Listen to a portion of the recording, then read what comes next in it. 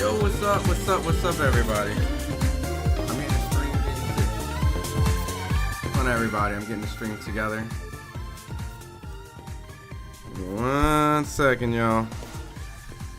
Appreciate you guys coming in. Oh my god, look at all these bots.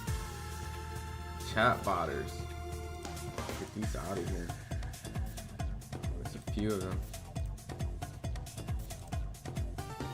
What's up, John? What up, Henry? What up, Tony?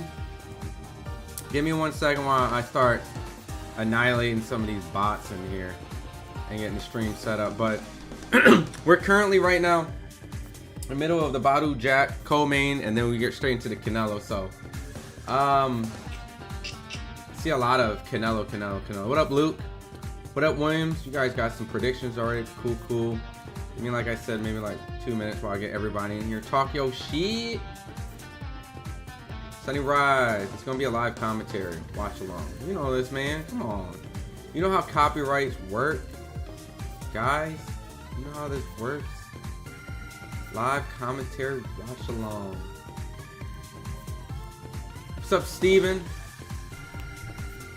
Give me 1 more minute. I'm getting this all situated.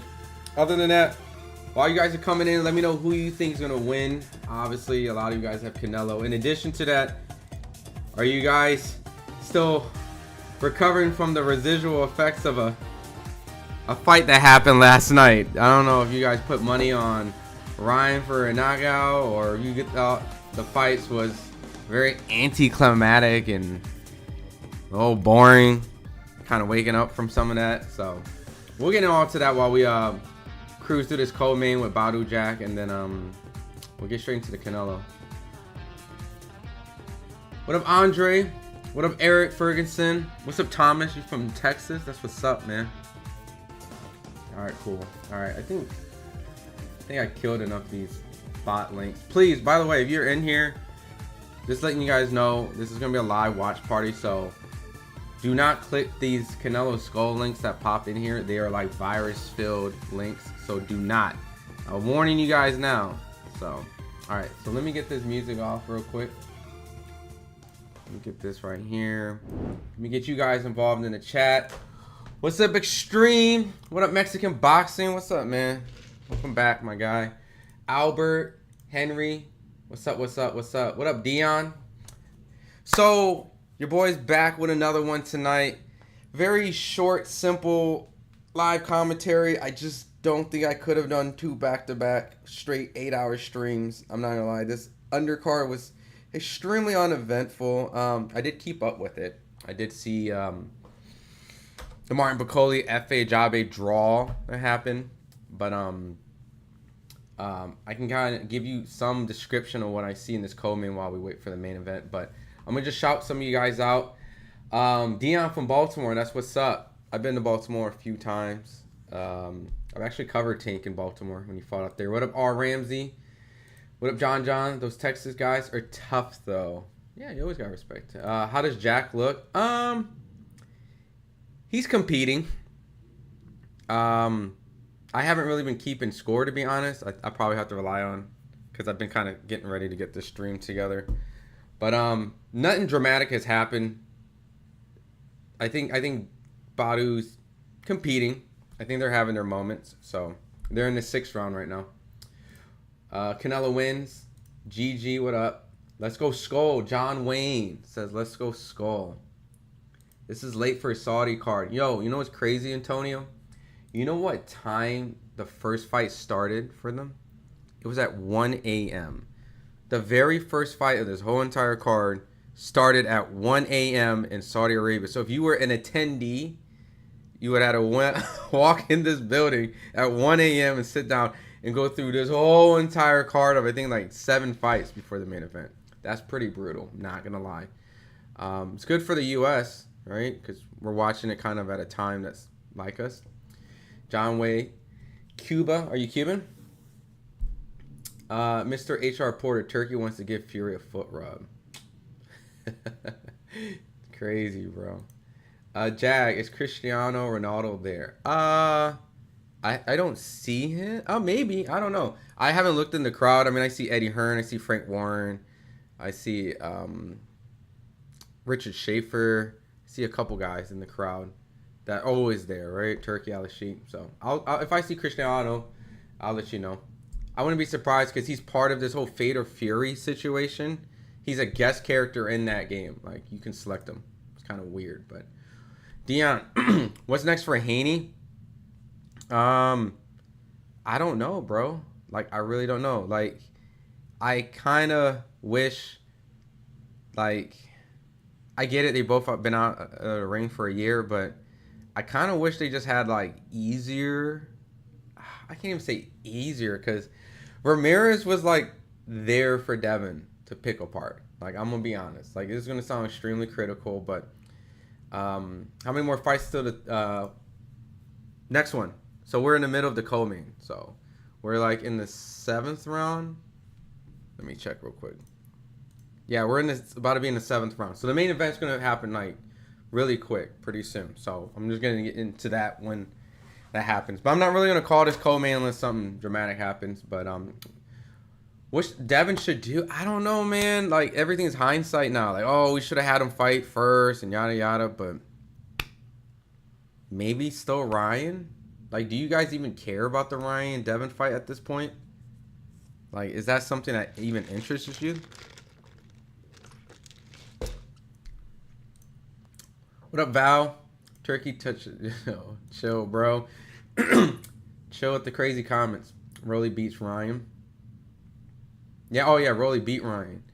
Yo, I'm not gonna lie though. I was actually jumping up and down like a humongous little kid when Rolly beat Ryan. And I would be like transparent with you guys. Like, I'm cool with Rolly. I've covered Rolly for a while. It's happy to see Rolly actually get that signature win. And it did destroy a lot of the plans on their card.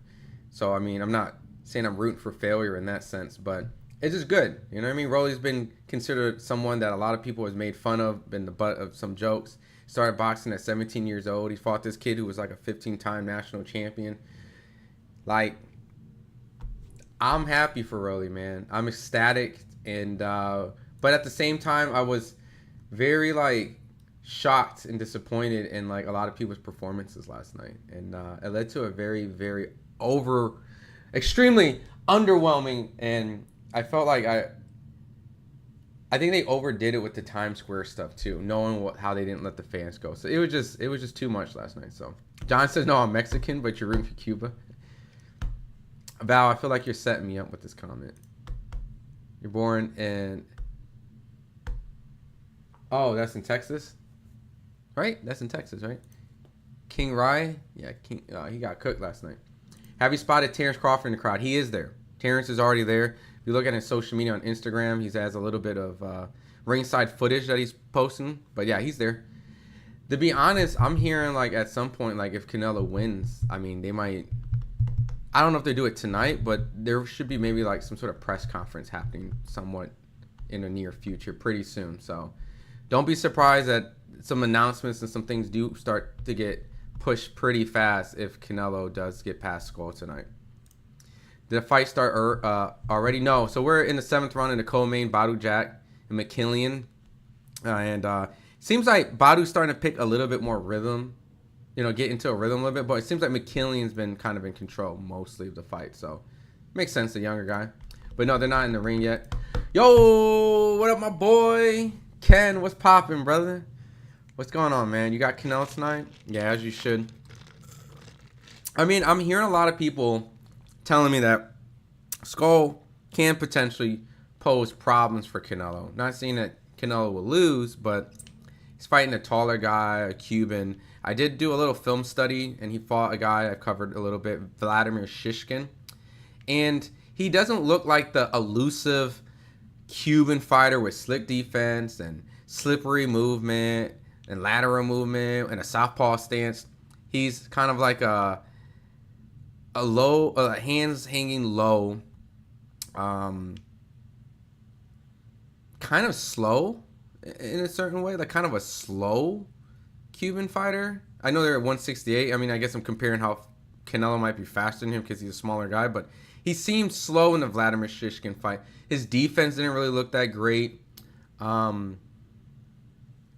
he lunges in, and on top of that, he's an orthodox fighter, which Canelo fights a lot of orthodox fighters. So, I mean, it shouldn't be a problem, to be honest, for Canelo tonight. So, but I guess the height, the reach, that's what some people feel that Canelo could probably run into tonight. But I don't know. We'll see. That's what we watch the fights, right? What happened to the Munguia fight? Munguia went the distance. He won his fight by unanimous decision. It seems anticlimactic, and when I say that, it's like it wasn't a war, it wasn't a brawl, it wasn't anything crazy. It seemed like Munguia was working on being patient, not overdoing it. When he landed a good shot, he didn't jump in, he wasn't aggressive or over eager, showed maturity, but you know, he just kind of outworked him and landed better shots here and there. So it wasn't a crazy fight. Kind of had it a little bit in my background, you know, I wasn't watching 100%, but I kind of saw where it was going. Haney should fight Shakur. I mean, that's only if Shakur wants to go up to 147. That's where Devin's going to be at. So, who are the next potential fighters for Canelo after Scull? Well, like I said, the next fight should be Terrence Crawford.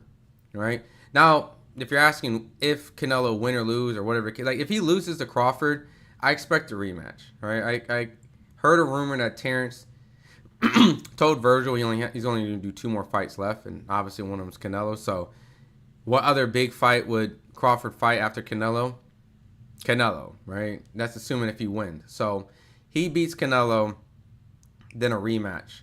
If he doesn't beat Canelo and Canelo goes through and beats, you know, Terrence after Skull, then I heard that Chris Eubank Jr. could potentially be an option.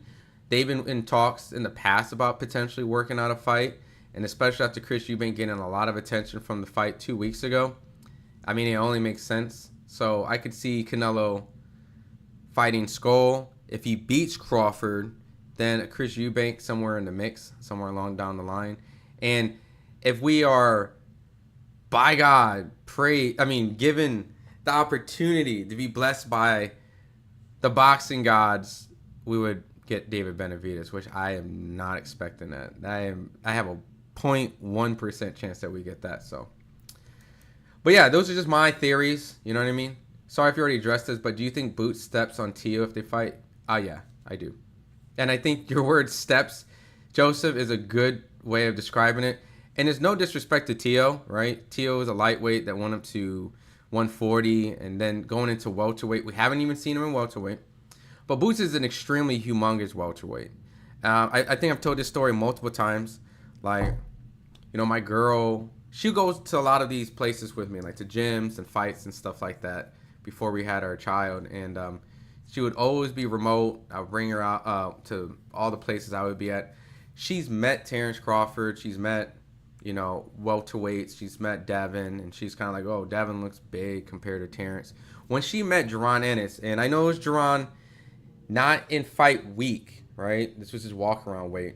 She looked at me.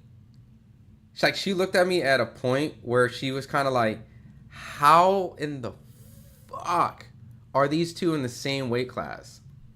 Here, hold on, let me pin something real quick. Canelo, Badu Jack. I'm gonna put in the pin so when people come in, so Badu Jack versus Canelo Alvarez. Sorry, y'all. Give me 1 second. I'll finish the story in a second. I just want to put this in the pin to just kind of allow people to see where we're at. Badu Jack versus Nora McKaylagen on now Canelo fight. Next fight up. Okay. Sorry, I'm going to pin this just so that it just allows a little bit more transparency with you guys so that when you guys are coming in, you guys can see what's going on. Cool. Perfect. All right. But yeah, to finish up that story, my girl just kind of looked at me like, how the fuck are they able to be in the same weight class? Like, he looks like a giant. So, in that kind of comparison, I mean, Duran is big. And now, since he doesn't have to do the IBF rehydration, 10 pounds next day weigh-in, he can rehydrate following the weigh-in. I mean, he's going to be massive. And so the reason why, on top of that, Tio and Duran have similar features. They're both extremely athletic, and they use their athleticism at times when they really should just be using their boxing IQ and boxing abilities to get them wins. But sometimes, you know, if you got it, you got it. And that's what those two guys do. And with Duran being bigger, as athletic, taller, and he's a busy fighter. You know, he throws a lot of punches. He's willing to fight you in the inside. I mean, I just don't see Tio having a chance against Sharon Ennis. But especially now, especially without that IBF rehydration. So personally, I do think Duran just gets that win. Mario Barrios is next for Devin. That's a good case if they weren't really talking about Mario Barrios fighting Pacquiao. You know what I mean? There's a lot of talks about Mario Barrios and Pacquiao happening. So if that's the case, that Devin fight is completely out of the wayside. So that wouldn't be next for Devin. I mean, I know that, you know, if he had the WBC 140 title, he can make a claim of moving up. But really, I just don't see that happening. Viva Mexico, baby. Canelo all day. Yeah, it's, it's Cinco de Mayo weekend, right? So Mario Barrios versus Conor Ben. I mean, Mario Barrios, like I said, there's rumors that he's potentially in a fight with Pacquiao in July. So I just don't see that happening anytime soon. Give me a second, y'all. I'm getting through the chat. I seen some stuff that's saying like answer what time to fight. I put above Elden Grove that we're in the co-main event right now. Canelo fights next up. So Canelo will be the next fight, y'all. Canelo will be the next fight. Haney versus Shakur, I go with Shakur. I mean, it depends on what weight, too. We haven't really seen Shakur shine at lightweight yet, so I don't really know what he's capable of doing there.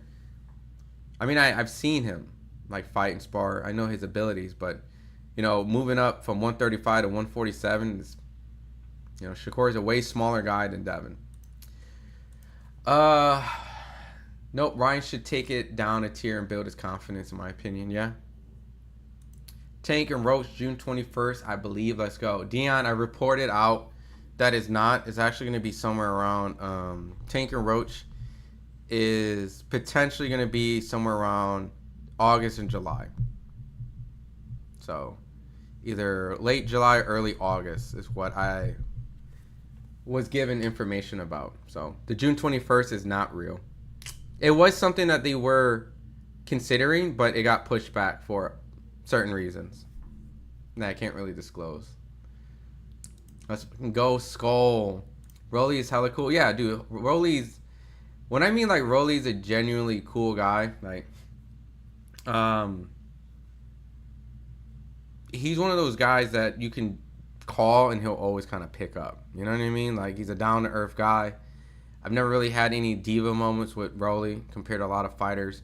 And even going into the Ryan fight, we FaceTime each other a couple of times. So just happy to see him get that win. You know, that's huge for boxing. And I think it just proves, again, like guys like Rolly and Mayorga and anyone else that you feel has a weird, unconventional style could go out there and beat, you know, a multinational champion, potential this guy, that guy, and shake up the sport of boxing. It happens all the time. So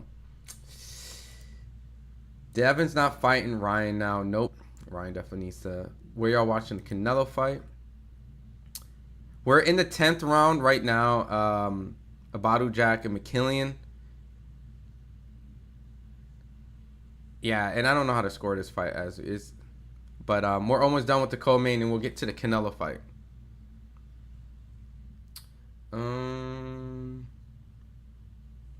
Ryan should rematch Rolly.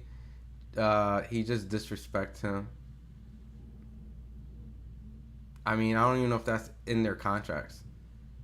No, we're on the co-main. We're almost done with the co-main. Devin versus Rolly. I mean, I know some people brought that up. I thought the fight was 7 Eastern. Nope. I mean, the card starts around 6, but yeah, Badu Jack's fighting right now. Peel out. And a minute left, minute left in the 10th round. Devin's not about to fight another heavy hitter. I don't even know what Devin's gonna do, man. I really don't know. Like, thoughts on how Munguia looked? I spoke a little bit about it. He looked very patient. He looked very poised. You know, I know Eddie Reynoso became his new trainer in this setting, and kind of just wanted to get him just not to be over eager and sloppy and just lunging in. So that's what they really worked on, and it led to a not a memorable fight, but an easy fight to score. It looked like everyone gave him a unanimous decision, so he was able to avenge his win by not being reckless. Is what got him to get knocked out before. Shakur's not a heavy hitter. Not right now. He's not. No. Rolly's gonna knock out Haney. Damn. I seen a lot of people say that. Rematch Pitbull Rolly. Well, Pitbull would have to go up to 147, and I'll be honest, bro. Pitbull on 147 would probably get put to sleep by Rolly, because Rolly has mentioned that the reason why he was struggling in his career, and I'm not just saying like it could be some people's opinion of like lack of skill. That's valid, right? I mostly favored a lot of people against Rolly, if anything. But Pitbull and Rolly is a virtually a size difference. And so at a certain point, Rolly was kind of sucked down at 140. So he looks fine and comfortable at 147. So if Pitbull is going to fight Rolly, Rolly's not going down. And Pitbull going to 147, I don't know, bro. I think Rolly puts his lights out. The play is plus 155. Fight goes the distance. Okay. Devin versus Teal is a good one, School of Skills. That's a good one. That's actually a good one. I've seen a lot of people mention that. That could be something potential. But Teal wants to fight John Ennis. So maybe they could fight each other for the potential fight for that. But I don't know if Devin wants to fight John Ennis, honestly. I don't know. Keyshawn Martin is underrated. He has great technique.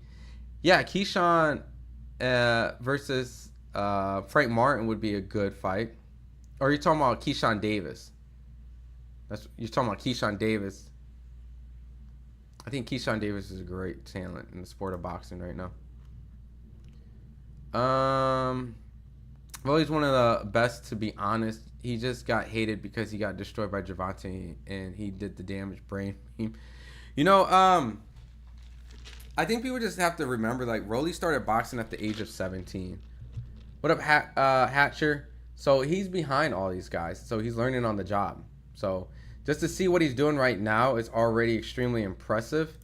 And the fact that he's able to compete with these guys and now got this huge wins over Ryan Garcia just solidify that he's part of one of those guys in that era. So do you believe Skull can drop Canelo? I mean, I think anything can happen, but if you ask my honest opinion, I think Skull probably wouldn't drop Canelo, because who has dropped Canelo? And I don't think Skull is the guy to be the one to drop and stop Canelo, personally. So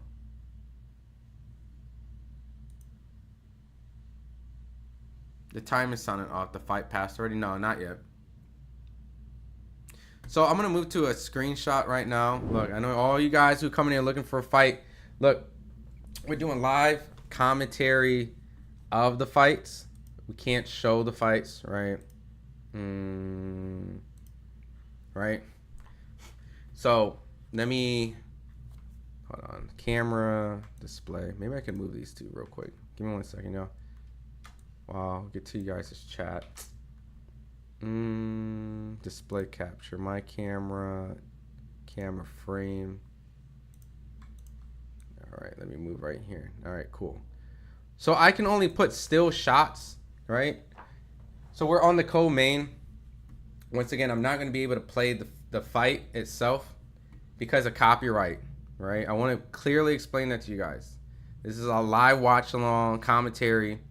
And we're essentially 30 seconds away in the 11th round. And then once the 12th round is completely done, then the Canelo Alvarez fight will be coming up next. So, but don't come in asking for me to show the fight, because that's not what this is.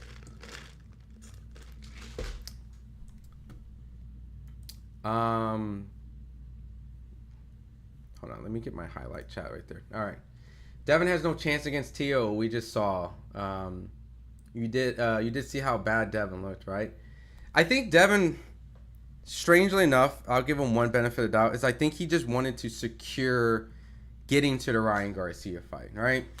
Getting a win and securing a spot where he's able to make sure he can fight Ryan in October was one of the most unentertaining, boring fights.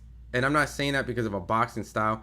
I'm saying that solely off the fact that Devin himself did not throw punches, right? So it's just one of those things where at the end of the day, if Devin's not going to let his hands go in that fight, I'm assuming he'll have to let his hands go in the Ryan fight, or even against if he fought Tio. I think it was just securing the position of just getting to the Ryan fight. But I could be wrong. He could be gun shy, but it was just not good at all. When it's Roach and Tank, it's probably, like I said, August, July. Canelo won. Canelo hasn't won yet. We're in the co-main. So right now, we're in the 12th round. Right? You can see it right here. 12th round. Badu Jack, McKillian. Yeah, Munguia was definitely playing it safe. To be honest, you never know. One shot can do. Oh, for sure. Yeah. One shot can definitely do it. But it's just one of those cases where do I think it will happen? No. All right. I'm going to skim through a little bit. Both these cards are boring, zero energy in the venue. I agree. To be honest, the reason why I didn't do an early live stream today is just these cards just haven't been really exciting for me. I mean, I was excited based on the fact of the potential what yesterday could have been, but that wore me out, dude. And looking at this card, nah. He didn't want to be 0-4 for the Mexicans. Canelo's gonna lose today. You think so? I don't know, man. I predict Canelo knockout in 9th round. Dude, Canelo hasn't really knocked out anybody, so it would be very surprising if he gets a knockout against a super middleweight. Because the last knockout he got was one against Caleb Plant. And that kind of was like a methodical breakdown. After that, he hasn't been able to get a stop. But keep in mind, he has knocked out every person since then. He knocked down Jamel Charlo to the body, Edgar Berlanga with a left hook, Munguia he dropped. So yeah, so since then, I mean, he was able to drop everybody. It just hasn't been able to stop anyone. Dang, chill out, School of Skills. Canelo gonna fight Jake Paul. He didn't. I mean, he was supposed to. He was supposed to, but it never happened. Munguia was fighting like Haney. Yeah, he was playing it super safe. 50 seconds left in the 12th round in the co-main before the Canelo Alvarez fight comes up. So,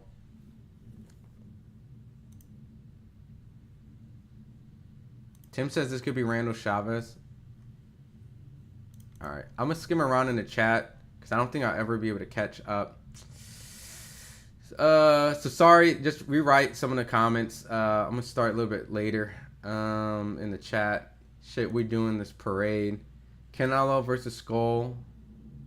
Oh, okay. All right, let me get some of this.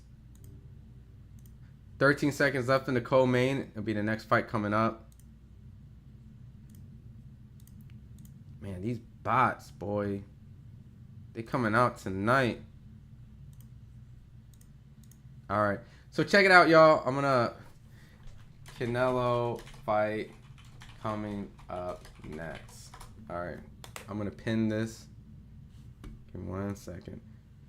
Replace pin. All right. So the co-main is done. Canelo Alvarez fight will be coming up next. So we'll just be waiting for that. While you guys are coming in, definitely let me know if you guys think Scull has a chance. Who will win? Canelo versus Tank? That can't be a serious question, LeBron.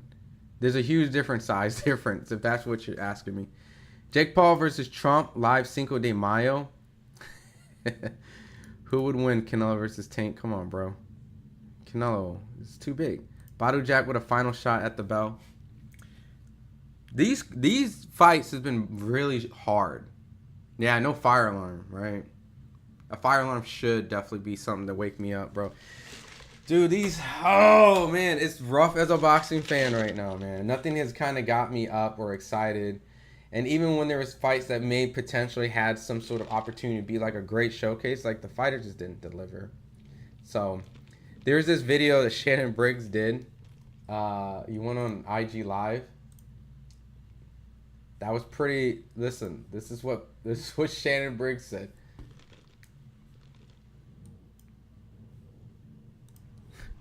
He's unapologetically just vicious here. Hold on. Fights last night. Oh, hold on. Sucked. Horrible. I'm telling you, champ, it was the worst fights ever. You know what I'm saying? Or it was the worst fights ever, champ. I mean, it was unbelievable, champ. Honestly. It was kind of small.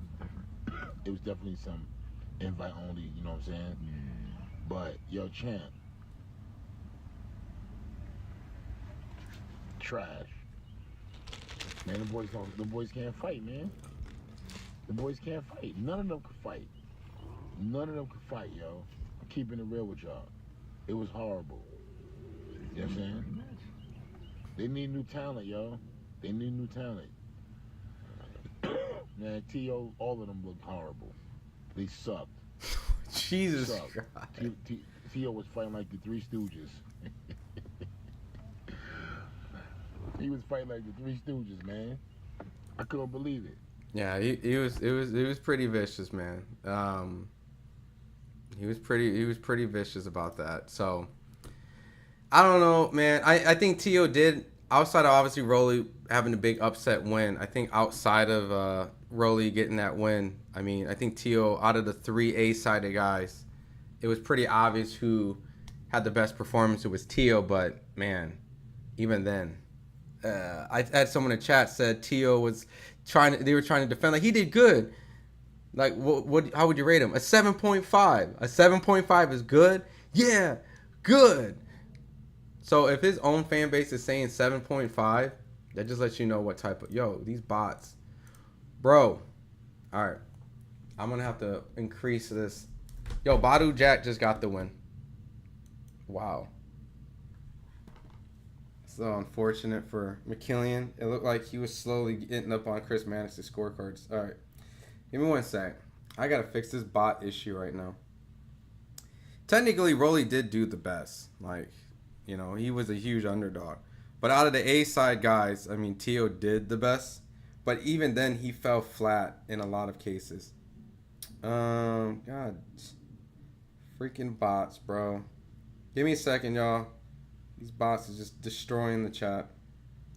Slow mode. I'm putting it to 15 seconds. You freaking bots, bro. Get these bots out of here, man. I gotta get these out. Don't click the bots, because the bots will send you to some random page or get your computer a virus. Alright, I'm starting to time some of these guys out. Every time these live streams go on, man, these things always come in here and just ruin the party. Boom, boom, boom. Boom, boom, boom. Alright, boom, boom, boom. So Rolly was lucky? Nah, bro. No, Rolly was not lucky, bro. Let's not do that. Canelo versus bots? That's what I feel like. Dude, you know what's really annoying? Not only the fact that these bots come into these live streams, but these bots come at the bottom of every freaking video. Of every video out there. There's like all these like OnlyFans robot bots everywhere. And it's just getting out of control, man. YouTube really needs to fix this.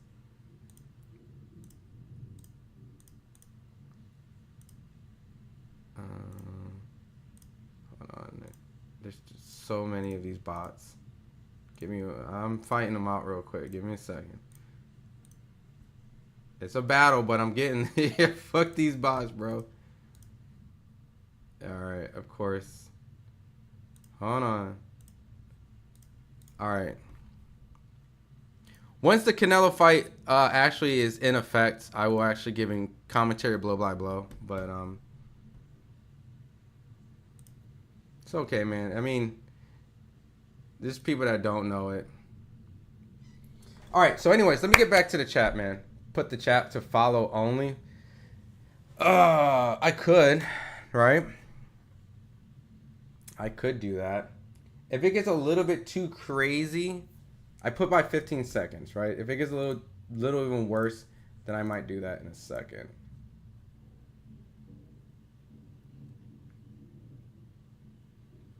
All right.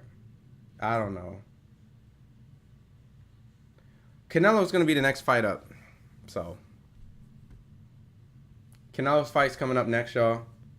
You think the Rolly fight was a fluke? I mean, I think Ryan was kind of shook a little bit after he got hit and got dropped, ironically, by a left hook, right? The double left hook that Rolly threw.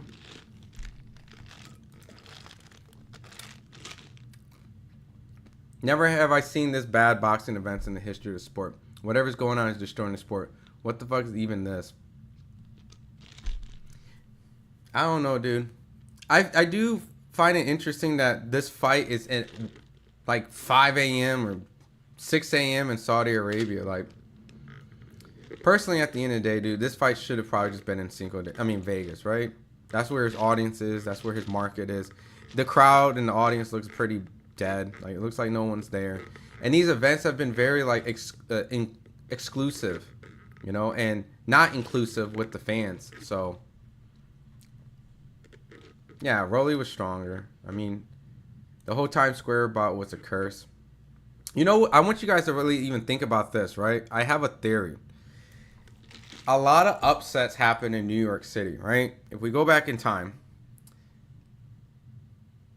Andy Ruiz beat Anthony Joshua in New York, right?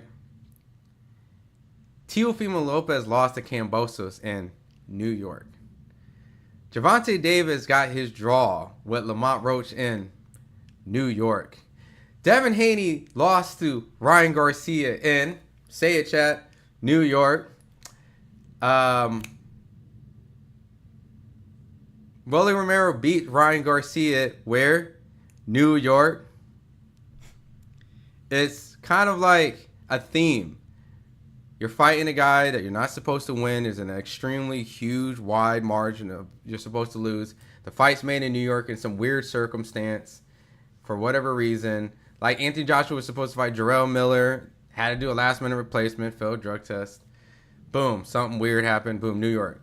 Tio was supposed to fight on Triller, and it kept getting pushed back, COVID. Then it purse bids, and then ends up on Matchroom, DAZN, now on Top Rank, loses. This weird event out in Turkey, blah, blah, blah, loses.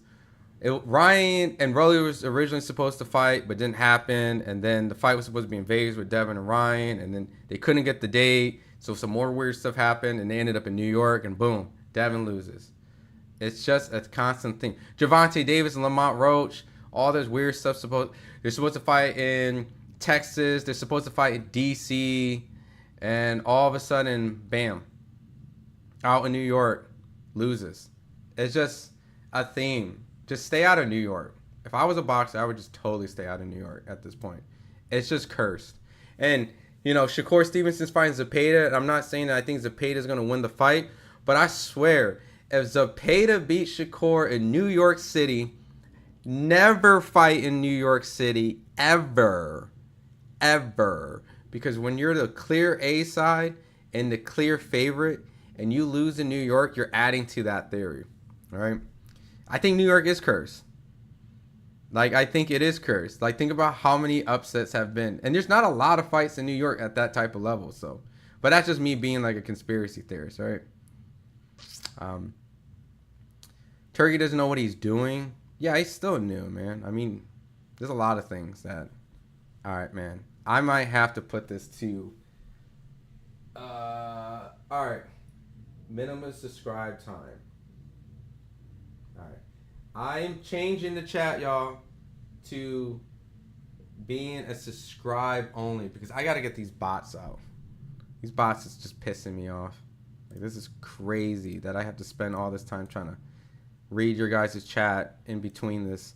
Like, I'm weaving these bots. All right.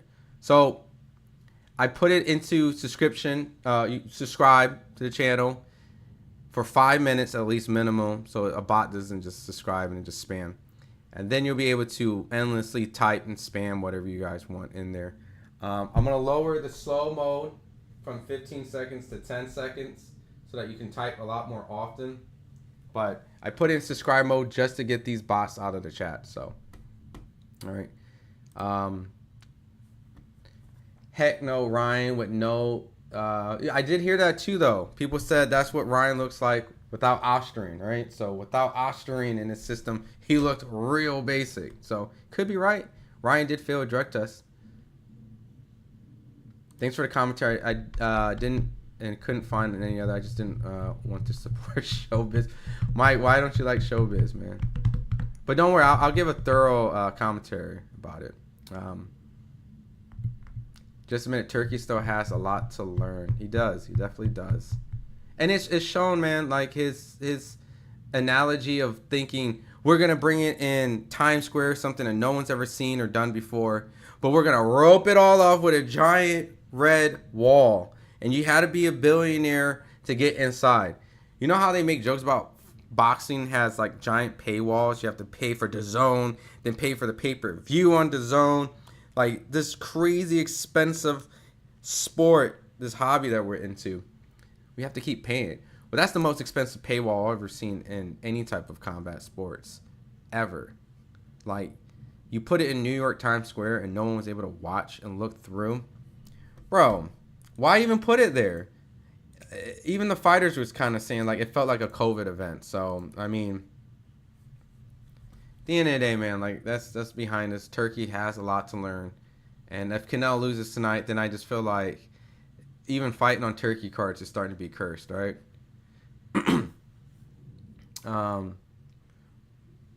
What's with these closed events? What's the reason behind it? It's a bad look at fans aren't even allowed. Why is that? I don't know, Larry.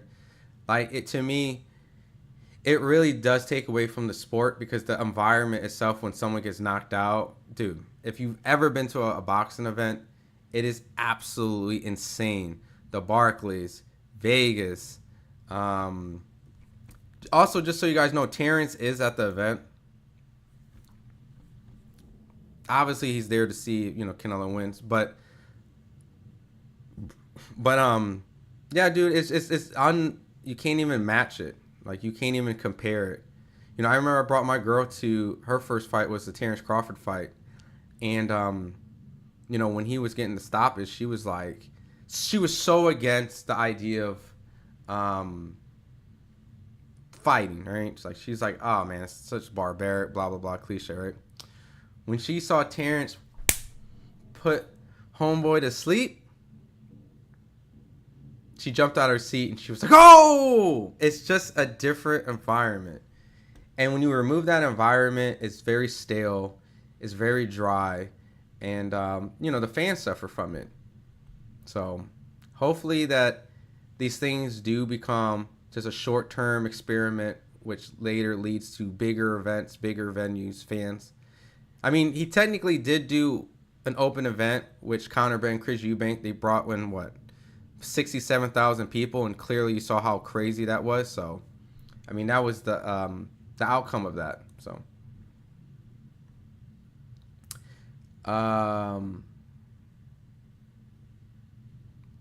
stupid statement. The amount of Ryan had in the system did nothing. I mean, look, at the end of the day, we'll never know, right? I'm not a doctor. I will never know. But I do know that Rolly is a much stronger fighter. I agree. And I just think at that case, Rolly just had his number, Ryan, Devin and Rolly fight completely different compared to each other. And on top of that, Ryan was at a different state of mind when he fought Devin and Rolly. So, yeah, that was a good theory. Do you think Rolly sounds like Eric Carbon when he punches? He does do his little eh. Yeah. I mean, you said bots are the best? No, man. Get them out of there, man. I'm not having it today. I'm not having it today. Yo, we cannot let MMA guys see those last boxing fights. They would never stop roasting us. Henny was dancing. Bro, it's already done. Don't worry, though. We'll get some good fights. But yeah, that was an L for boxing, bro. That was a rough one. And to be honest, I was extremely critical of Teofimo Lopez. And then I saw Devin's fight, and I was like, oh, okay, never mind. Then I saw how Ryan was kind of fighting. Which, don't get me wrong, I give Rolly the credit. But Ryan was just completely, like, shook. Like, he didn't really want to try. Maybe he was just afraid that he was going to get knocked out, so. Canelo Scull is happening right now. They're getting ready to walk in the ring as we speak. It's crazy to think Canelo's only 34. As long as he's been in boxing. Like, props to Canelo, man. Like, that is a very long, illustrious career. If you hate him or you love him, it doesn't matter. You have to respect him. So, all right. So William Scull is coming in the ring right now. That box heated right now, man. It kind of feels good. Like, it just feels nice and calm. It feels like the ring mag. Oh, whoa. One of y'all. Oh, bot snuck in. That bot came in here and he subscribes so he can put that link in. What the fuck? They are evolving. These bots are definitely like zombies. Like, the zombies are getting smarter. The zombies are able to open up doors. They're able to put the keys in the car and start to drive. What was that? A bot got through? Whoa, that's wild. But yeah, oh my god. They are subscribing. They are evolving. Yo, what the fuck? Oh my god. They're here. They're here. What is going on? The bots are like roaches? How are they getting in? They are actually subscribing to get in here? It's like, yo, I am like playing whack-a-mole right now. This is absolutely insane. I've been reporting bots, but I can't do this. This is absolutely insane. AI, yo, they are become AI. Yeah, there's AI bots. Anyways, I mean, it slowed them down a little bit, right? It's not as bad as before. So, but all right. So it's first time Canelo's in Saudi Arabia. He's coming in the ring. Yeah, last night was very underwhelming. Like, that was pretty bad.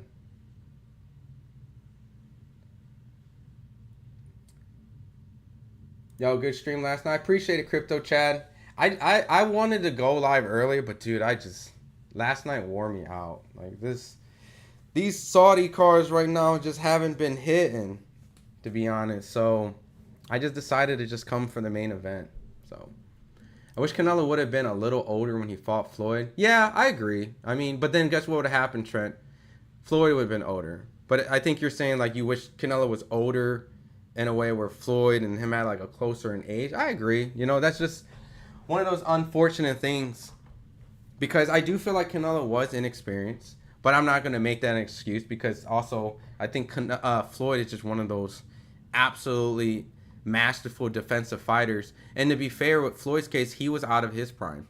You know, like, Floyd was not a prime Floyd Mayweather when he fought Canelo. So as much as Canelo was young and inexperienced, Floyd was out of his prime and older, and he was in a weight class way bigger than he's, you know, really competed at. He's not really a 154 pounder at all. Hence why he went back down to 147. And he agreed to the catch weight at 152. So, but, you know, I respect Canelo for taking the fight. He learned a lot from that fight. And I think at the end of the day, it benefited the sport of boxing because it was a huge event. A lot of fans grew to become Canelo fans from it. A lot of people who didn't like Floyd respected him, you know, more from it. And I think that, I think really, and I don't really want to put it in the same comparison, but I think Canelo fighting Crawford is his way of kind of going back in time and fighting essentially what you want. And I'm not saying Crawford is Floyd and Floyd is Crawford, but Canelo fighting Crawford would be the equivalent to a degree of like fighting a guy who's an elusive, slick, defensive fighter, moved up multiple different weight classes. It isn't going to be in Canelo's favor of the weight classes that he's at and competing at, but it's kind of like his way of getting back to that Floyd Mayweather fight and showing, hey, look how much I improved. When a guy that is one of these pound for pound generational fighters as well, right? So,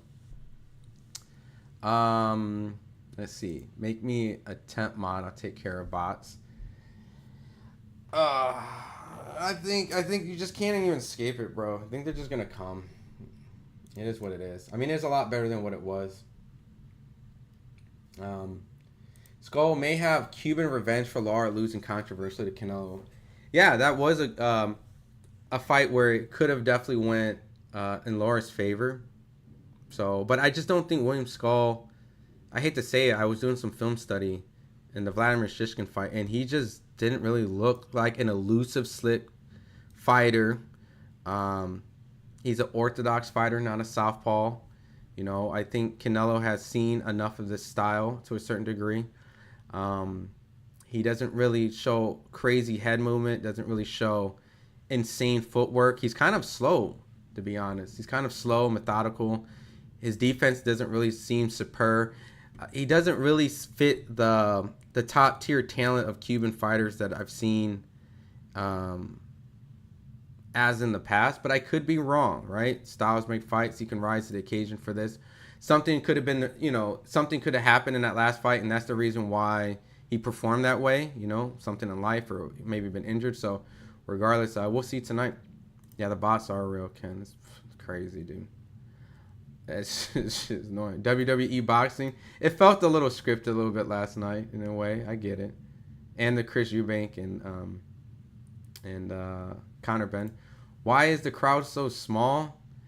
It is pretty small, kind of empty. I mean, it is like 5 a.m. in the morning over there. So, do you really want to wake up 5 a.m. to go watch a fight like Canelo Skull? Get rid of turkeys for ruining boxing. I mean, I don't want to be negative about it. There's some good things that each promoter does but there's obviously bad things that some do, right?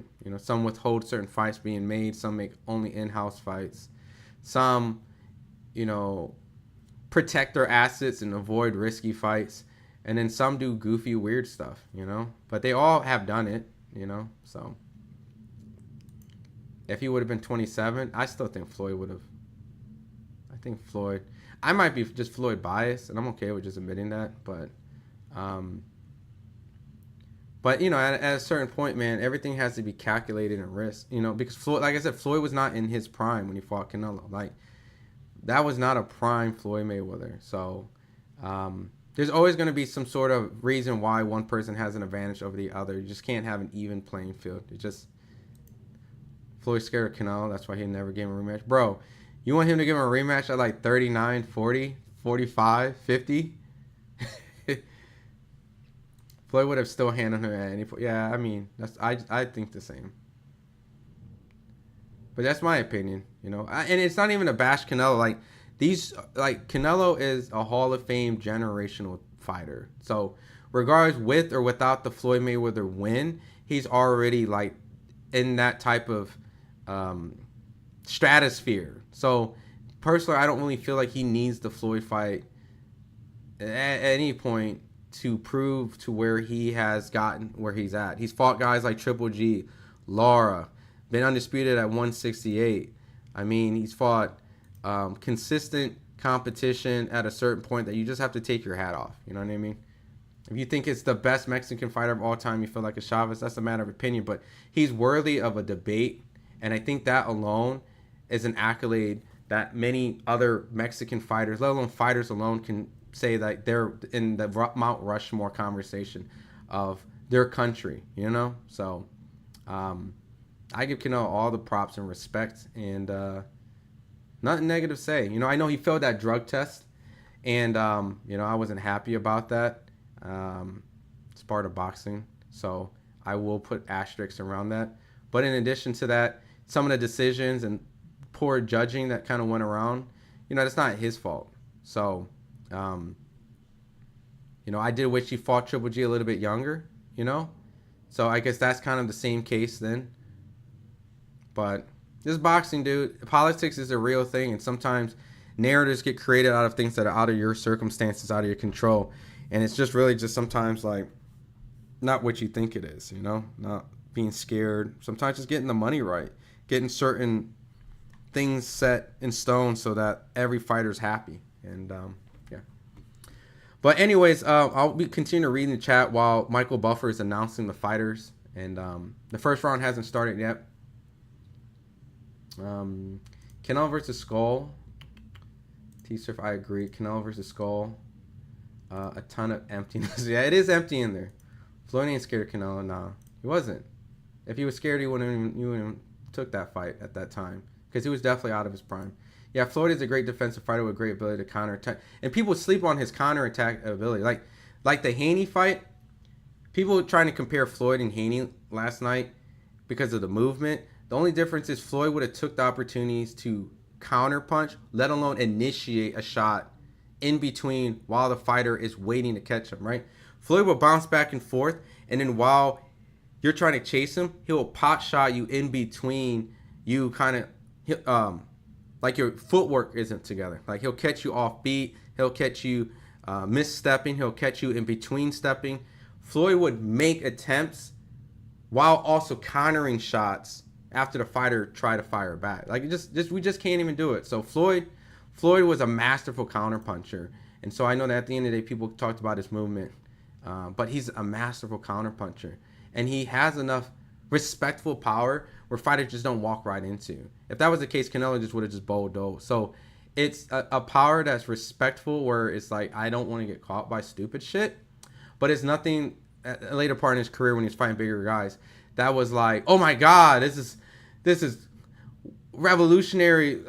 Like, this is the most insane power I felt in my entire life. You heard all opponents say it. It wasn't, but it was enough to be like, yeah, you know, I can't catch this guy. He's constantly disrupting my rhythm. He's not the hardest puncher guy I face. I couldn't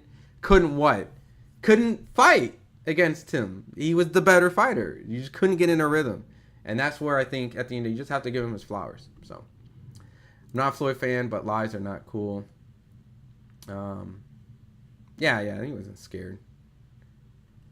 The only reason why I can't play the audio in addition to this is because like that also falls into copyright too. So I'll have screenshots and I'll give a breakdown. So they're describing Canelo right now. His accolades is 62-2. Like, that's what I'm saying, bro. Man, that man's record speaks for itself. Canelo's by far the best Mexican fighter in 40 years, at least in my opinion. See, so I don't even think we need to even start talking about the Floyd Canelo stuff, because it's like he's his own man. Losses don't define people, you know. But I feel like Canelo shows up in this fight at a point in his career will reflect how much chance of. I agree, and that's really why I think we're all interested, because we're gonna see a guy who's a little bit bigger than Canelo, but it's gonna have a style that might be moving around, using his jab, assuming he's gonna do the traditional Cuban style like fighting, and kind of see how Canelo handles it. If Canelo looks remotely slow, sluggish, struggles, terrible, poor footing, I mean, then it builds a bigger case that Crawford can beat Canelo. So, I'll be back for post-fight talk, bet. All right, cool. All right, so I'm going to start going into, what was the name of the song Canelo? Unfortunately, I didn't know. I didn't know. Nutrition, final super chat. I guess Canelo lucked out. It was born in time where all the best names fought. It was 35 and up. Yeah, possibly. But I'm not going to do him that. All right, y'all. So, appreciate the super chat 100% all the way. That song was some tough. Someone, please. I'll Google it. I'll find it on Twitter for you if you stick around, John. All right, so first round, 2 minutes and 38 seconds on my clock.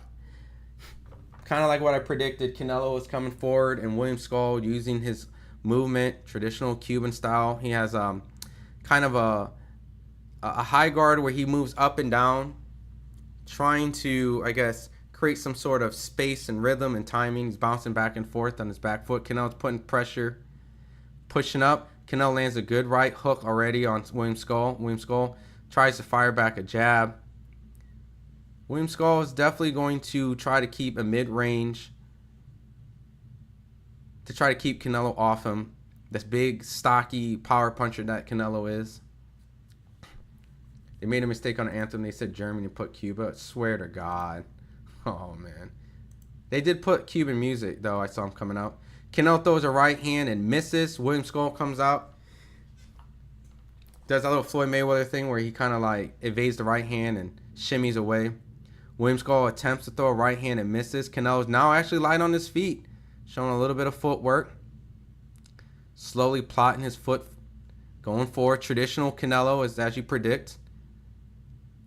Stalking, calculated stalking. Threw a left hand feint to the body, but didn't really follow up. Just wanted to see if William Scull would bite. William Scull did bite on Canelo's feint. So Canelo's definitely giving him some looks to see what he reacts to, what he respects. I feel like Canelo threw that right hand immediately to see if William Scull respects his power, you know.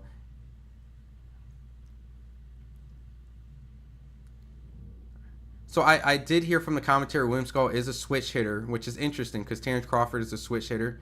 So not just an orthodox, but he'll be able to box southpaw. Skull hair looks kind of like Top Ramen. Chill, bro. Canelo Skull. And Ngu. Oh, okay. Gotta get some of these sneaky bots out.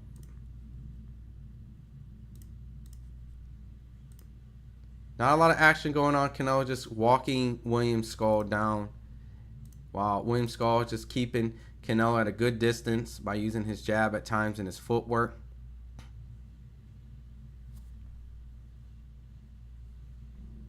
Yeah, Rolly Garcia. Yeah, that was crazy what happened. Jordan, can't do it. Copyright. If I play it, I get a strike. So the most I can provide you is commentary, man. That's why it's called a watch along.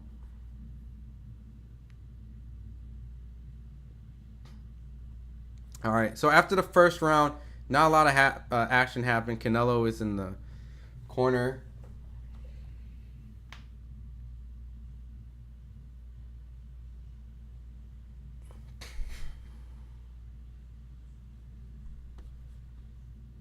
Canelo would cave in that. No, it's cool. It's cool. Like, if I legitimately could, Jordan, I would. But it's a pay-per-view, right? So I'll occasionally show like a still shot just to kind of give you some sort of picture, but overall I can't play anything really beyond that. So like I was voting for Garcia. Oh, you were rooting for Garcia and he got cooked? Yeah. Almost no punches landed either fight. For either. Yeah. Nothing really happened. I mean, Canelo landed probably a good right hand, and he's putting offensive pressure, so I'll probably give Canelo the round just because it seems like William Scull's having a fight at Canelo's pace. But, you know, if you hate Canelo, you can give William Scull the first round. I wouldn't be mad. Good jab from William Scull. Actually kind of sends Canelo's head back a little bit. Just a little bit. Not dramatic, but just a little bit. William Scull is starting to show some of his movement a little bit. Canelo still trying to stalk him down.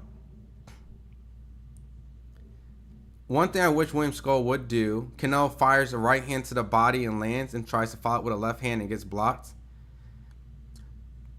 William Scull does a triple jab, all gets blocked by Canelo.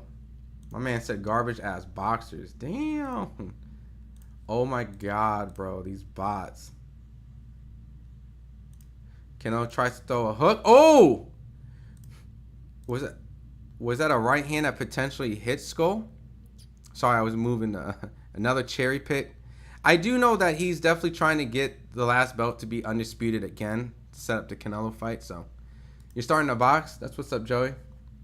A minute and 36 seconds left. Canelo throws a left hook and misses while William Scull ties him up.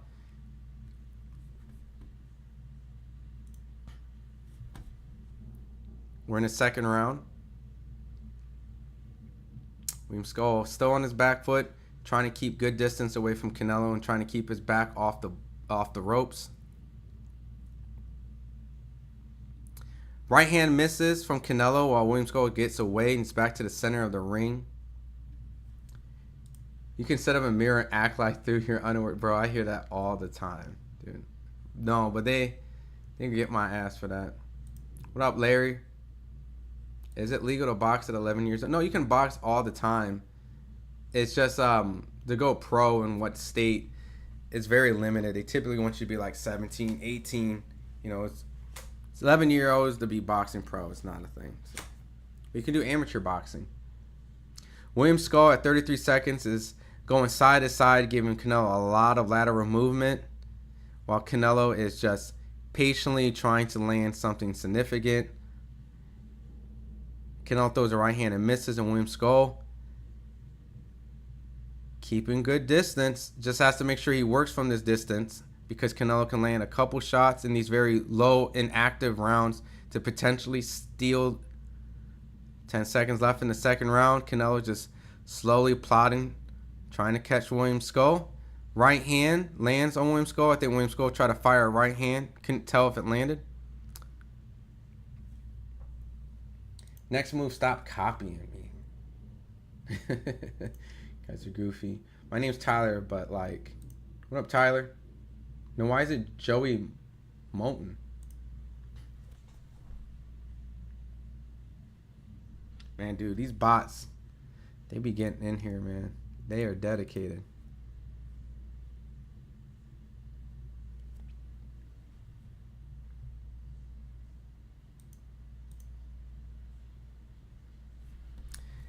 I'm very interested to see what Crawford's thinking at the fight right now. Seeing right now some of the movement that William Scull is giving Canelo.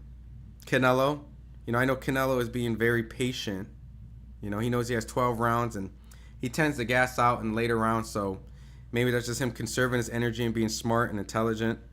Just like how he was with the Caleb Plant fight, just not using a lot of energy. I was just asking because I wanted to do it in the ring to go pro. All right. Canelo throwing solid punches in round 2, 2-0 Canelo. Yeah, I got 2-0 Canelo as well. Not a lot of activity. I do like the hooks to the body that Canelo has landed. So, like he just landed a left hook on William Scull to the body. So, Canelo is definitely winning the fight. William Scull is not using that lateral movement in a way where he's able to capitalize of landing shots. He's just kind of getting away from Canelo. But it's not a movement to set himself up for a shot. It's just a movement to position himself away from Canelo. So he needs to jab off that movement, get Canelo in between walking or steps. William Scull try to throw a right hand and Canelo turns his head and dodges it. Canelo is slowly putting more pressure. William Scull is starting to take a little bit more chances right now, trying to fight a little bit with Canelo. I think he realized that Canelo is starting to have some success here and there, and so he's trying to get some respect. William Scull is throwing some feints, but Canelo's not biting off of him. He's just kind of slowly, once again, plotting, just scooting, just getting a little bit closer. Throws a left hook to William Scull's hip. Scull has great movement. He does have great movement, Adam, I agree. It just feels like he's not really putting too much offense. It might be because he might respect Canelo's power. Probably doesn't want to get caught with anything crazy. He gets off the ropes really well. You know, Canelo tried to throw another hook and William Scull got off the ropes. Probably watched a lot of Floyd Mayweather back in the day, that vintage hop off the ropes. But Canelo's a minus 10,000, so I definitely would be shocked if William Scull could pull this off. But it's boxing. We just saw what happened yesterday. Yeah, for real. Turkey wants to have his first... bro, chill out. Come on. Chill out. Serve. When a boxing man goes to the decision, that means they both lost. Not always. If it's a good fight, you know. But I think when they're not attempting to do anything that they're known to do, then yeah, it's kind of... Then whose fight is it? Like if someone's dominating... Sure, but I don't know. There's some bad fights yesterday. The song that Canelo walked out was called, There we go. Who was my man that was asking for that? Someone was asking for it. All right. We're in the third round. 10 seconds left. Canelo with the high guard. William Scull trying to throw some jabs. Trying to land some sneaky jabs in the last couple of seconds. All blocked.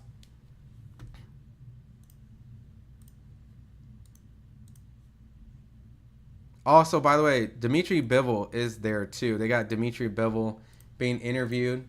Which could be, actually, I forgot. Someone asked me, like, who could be a potential Canelo opponent? I mean, Bivol always could be. You know what I mean? But that's underneath the impression that if Canelo's willing to fight Bivol at 168 for all his belts, because Bivol has already felt that he accomplished his goals at light heavyweight. So being a 2-division undisputed would be nice for him. So that's how he looked at that. But we'll see, man. We'll definitely see what goes down. I know Bivol's committed to an Arthur Beterbiev trilogy opposed to the David Benavidez fight. So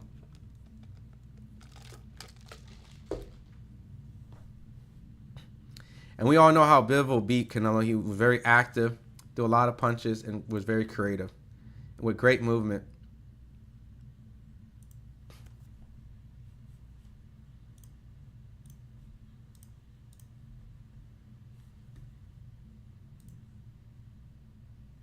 All right, we're in the fourth round, 2 minutes and 43 seconds.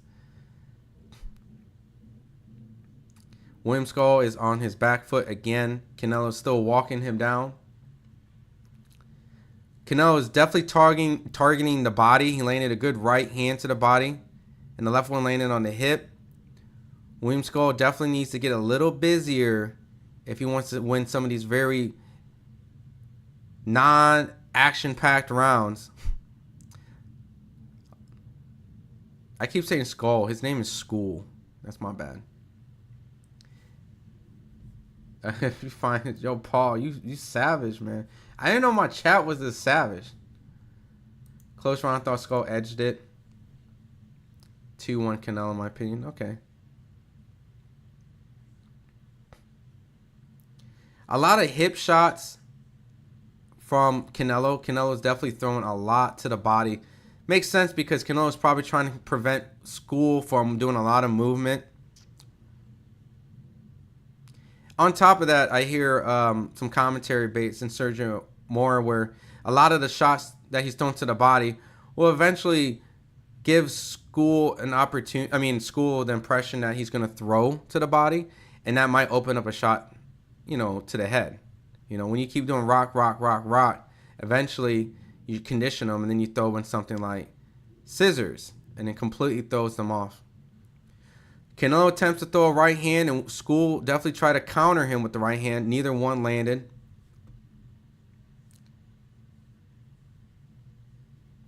School ringwalk song is "Where My Reparations Dog." Chill out. God, man. That's your YouTube channel? Okay, I'll check it out sometime, Joey. You might have to post it at the end of the stream. I might not be able to remember it. So just make sure you stick around. Post it at the end. Healing Hand Lord says, you should be wanting to send your opponent to the hospital, not to try to almost make out with them after the 12th round. Nah, gee. That's what Shannon Briggs was kind of mentioning. If you go watch that video. Yeah, Joey, post that at the end of the stream. Appreciate it, bro. Great commentary. You're one of the few who knows what they are talking about. Cheers. I appreciate it, man. I'm just being honest from what I'm seeing. I'm not perfect, but I definitely see that it's just that School right now has great movement, but he's not capitalizing off of it. He has moments where he's trying to land like a counter shot when Canelo's stepping in, maybe trying to throw a hook to the body, trying to catch Canelo when he's committing down low. But at the end of the day, it just feels like everything is in Canelo's favor because they have a 4-fight deal. They got a Crawford fight in line. Even if there is like a round that's kind of close, there's not a lot that School is doing to really convince that it was a dominant round. So he needs to not just move, but work behind the jab, get busy, be active, take a little bit page out of Bivol's page, but he's the bigger man, and make Canelo work for it. Because when Canelo works for something long enough, he gets tired, he gets a little frustrated, he forces shots, and he starts being reckless. And at this point, Canelo is very calm going into the 5th round, hasn't really broke a sweat, not really an urgency, needing to do anything different besides just patiently stalk Scull, and just land a couple good hit shots here and there. Good back uppercut from Scull. Broke the guard from Canelo while Canelo was walking forward. Yo, what up, Wolvaka? What's going on, my guy? Scull outgunned, outclassed. He's trying, just not enough tools in his toolbox. Yeah, and maybe that could be, credit to Canelo, because, clearly you can tell that Canelo is throwing some serious bombs. So he obviously respects Canelo's pedigree and probably respects his power. But he definitely needs to get a little bit more active. I'm really shocked at Scull's movement, but he ain't landing correct. Scull is showing great movement, like in the 5th round where 2 minutes left. He's showing great lateral movement. I have nothing really negative to say off his movement. He gets off the ropes really well. He doesn't stay in the corner. He doesn't give Canelo a spot where, honestly, Canelo isn't really able to really plant his feet and throw some serious shots until he's on the ropes. But he gets out of that corner very well. But he doesn't work off that movement. He doesn't work off the ropes. He doesn't really throw a jab. Like, it's kind of reminiscent of Devin Haney and Jose Ramirez, not taking away what Canelo's doing. It's just the fact that you got a guy who's bigger and longer that has a boxing style that is not capitalizing it. Canelo landed a great jab right there. And yes, Canelo's not Ramirez. Like, I'm not going to say it. But it's just that you got a guy who has a lot of opportunity to really work off the movement that he's presenting. But he's not. He's just moving and moving and moving and moving. Canelo made 3 punches attempt. I think they all missed. Scull got off the ropes back in the center of the ring, but doesn't really counter and doesn't really capitalize off anything. Just making sure that he's just not in the position of getting caught. And he's just probably just frustrating Canelo a little bit off the movement, but he's not doing anything to really win the rounds clearly. But Canelo definitely needs to start to figure out how to neutralize this movement, because I do believe that it is frustrating him a little bit. Canelo did land a good right hook to the body, and Canelo is landing the more significant shots. But at the most part, I think that this is just a matter of Scull is willing to take some chances. Good right hand to the body again from Canelo. This is pretty rough. Bivol absolutely cooks Canelo again. You do a great... Yo, appreciate it, Dave. Canelo's not fighting crap for canceled. Slow round, Canelo 3-1. Scull could have pushed and took... Yeah, see, we're kind of the same pace. And like, I want people in the chat to sub so I could be famous. Oh, okay. Yeah. Hey, fam, you're doing a great job. All respect to Canelo. Yeah, I appreciate what Vog. I know every once in a while we disagree on some stuff, but that's boxing. That's out of respect, right? Everyone's entitled to their opinion. So I respect you always coming in here and showing love. So I'll always respect your opinion no matter what. You're always showing me love. So, but I'm rooting for Scull, to be honest. Yeah, I mean, upsets are great, right? I think when Rolly upset it last night, even if you're a Ryan fan, deep down inside, you definitely have to chuckle and be like, that was interesting, right? Everyone loves a good underdog story, so can't be mad at that. But I just don't see Scull doing enough right now in a very anticlimactic fight to comfortably, say that he's ahead. I think Canelo's winning with these, body shots that he's landing in between while Scull is moving. So, only YouTuber with a screenshot. Thank you. Okay. Well, I'm trying. Like, this is the best that I can do, right? So I can give an impression. If someone gets knocked down, I'll do a screenshot of that. Like, that's what Canelo really not really fighting hard. Seems like he's cruising. He definitely is cruising. And I think good right hand from Scull, straight down, landed on Canelo. Good shot from Scull. But yeah, I mean, it definitely seems like Canelo's just pacing himself. But I do feel like Canelo is probably a little frustrated with the movement. I would find it hard to believe that he's enjoying himself trying to chase this guy around the ring. You know, I'm not going to sit here and say, oh, good right to the body from Canelo, and Scull try to counter off of it. So I do have to say that, oh my God, here comes the boss. Canelo tries to go throw a left hook to the body and Scull gets off the ropes. I do have to say that Scull's movement is good. He has good movement in this fight. Great movement from Scull. You know, what I saw in the Vladimir Shishkin fight was not great, but this is not obviously showing that he does come from the Cuban background of movement. Canelo landed a good right hand again from Scull. And as much as I'm giving Scull props for all the movement, Canelo's still landing a good body shot here and there. He lands a sneaky left hook on Scull. And these little shots here and there that doesn't really have anything dramatic is going to be the reason why Canelo does win the rounds. Scull definitely landed a double jab on Canelo, which is something that I want to see him do more. Throw some more shots, be busy, be active, make Canelo work to get to you.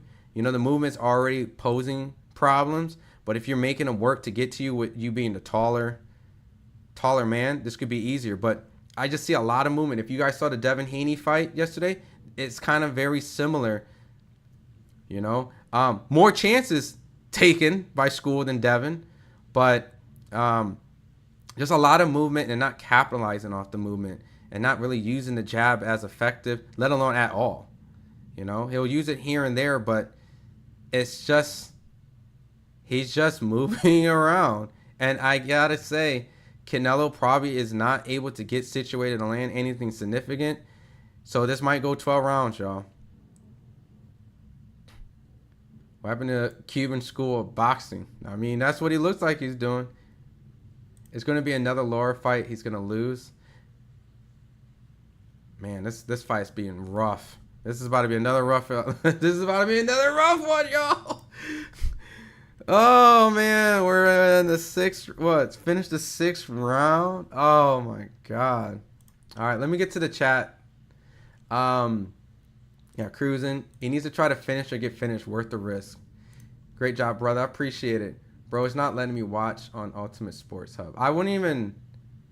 I'll be honest, y'all. Don't click anything in the chat or go anywhere in the chat because they're just going to send you somewhere where you might end up getting a virus. So you're best to just go look for it somewhere else. If you want to go that route, just wouldn't recommend it using anything that comes through here. Canelo jabs are fatal. Yeah, he hasn't really been in the reach to get his jabs off. So great commentary round by round. Yo, I respect you too, man. I appreciate it. My man said, bro, you weak, homie. I hope you ain't talking about me. 4-1 Canelo Scull is a bit too much running without boxing. Boring so far. Yeah, man, it's been pretty boring. Canelo's defense is top notch here. Yeah, I mean, Canelo is showing good defense if Scull decides to throw some shots. So, you know, we probably see more defense from Canelo if he's able to actually get someone throwing some shots at him. No upset. Rolly was lucky. Damn, bro. Who's winning? Canelo's winning, man. Dang, thanks for the response. Yeah. Scull is better off taking his chances to go all out. It's not even the fact that go all out. I think it's just Scull needs to just try. You know, use the good double.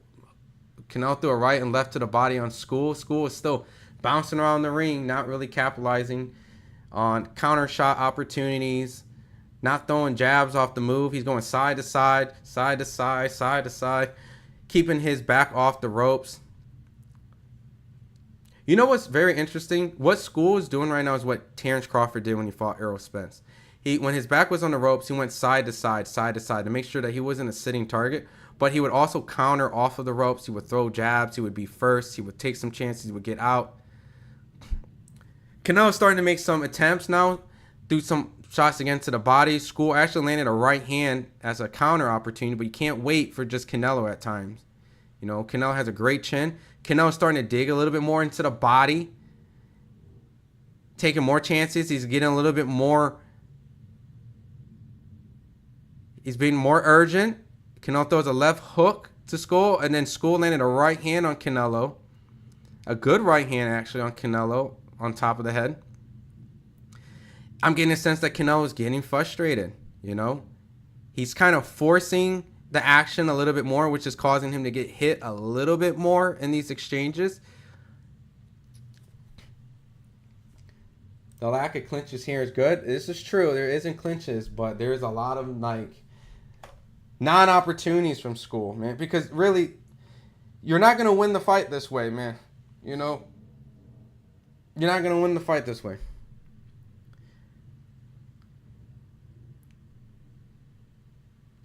Haney sucks the running clincher. Dang, is the boxer or the tomato can? Can't wait to see Inoue. Yeah, that should be some action tomorrow. 34 seconds in the 7th round. Canelo jabs are fatal. You're commenting some point, Mike. I appreciate it. Appreciate it. Not being critical of the fight last night, but I thought they were fairly boring. Lackluster performance all around, bored me. I can appreciate suicides, but last night, I agree. I think everyone can agree that we can expect a lot more from T.O., Devin, and obviously Ryan. But for the most part, I think T.O. probably had the best performance out of the 3 A-side guys. But even then, there was a lot of missed opportunities and relied too much on his athleticism. Like, these boxers have to get back to just learning, using fundamental stuff, using the jab more to set up shots, lateral movement, pivot off the jab, you know. I expected Devin to turn Ramirez a lot. He didn't turn him, you know. Cutting off the ring was something that Ramirez, a unified, fighter that's past his prime, but he showed terrible foot placement trying to catch Devin Haney. And credit to Devin for great movement. It might have been Devin in general. It's hard to catch him, but even the attempt that Ramirez was doing, he wasn't jabbing to try to pin Devin into a certain corner of the ring. He wasn't using his jab to position his moving target to go the direction that he wanted. So, I mean, it was just a lot of terrible things. Ryan wasn't using his jab. I mean, it's kind of the story of the night. These dudes was not using their jabs at all.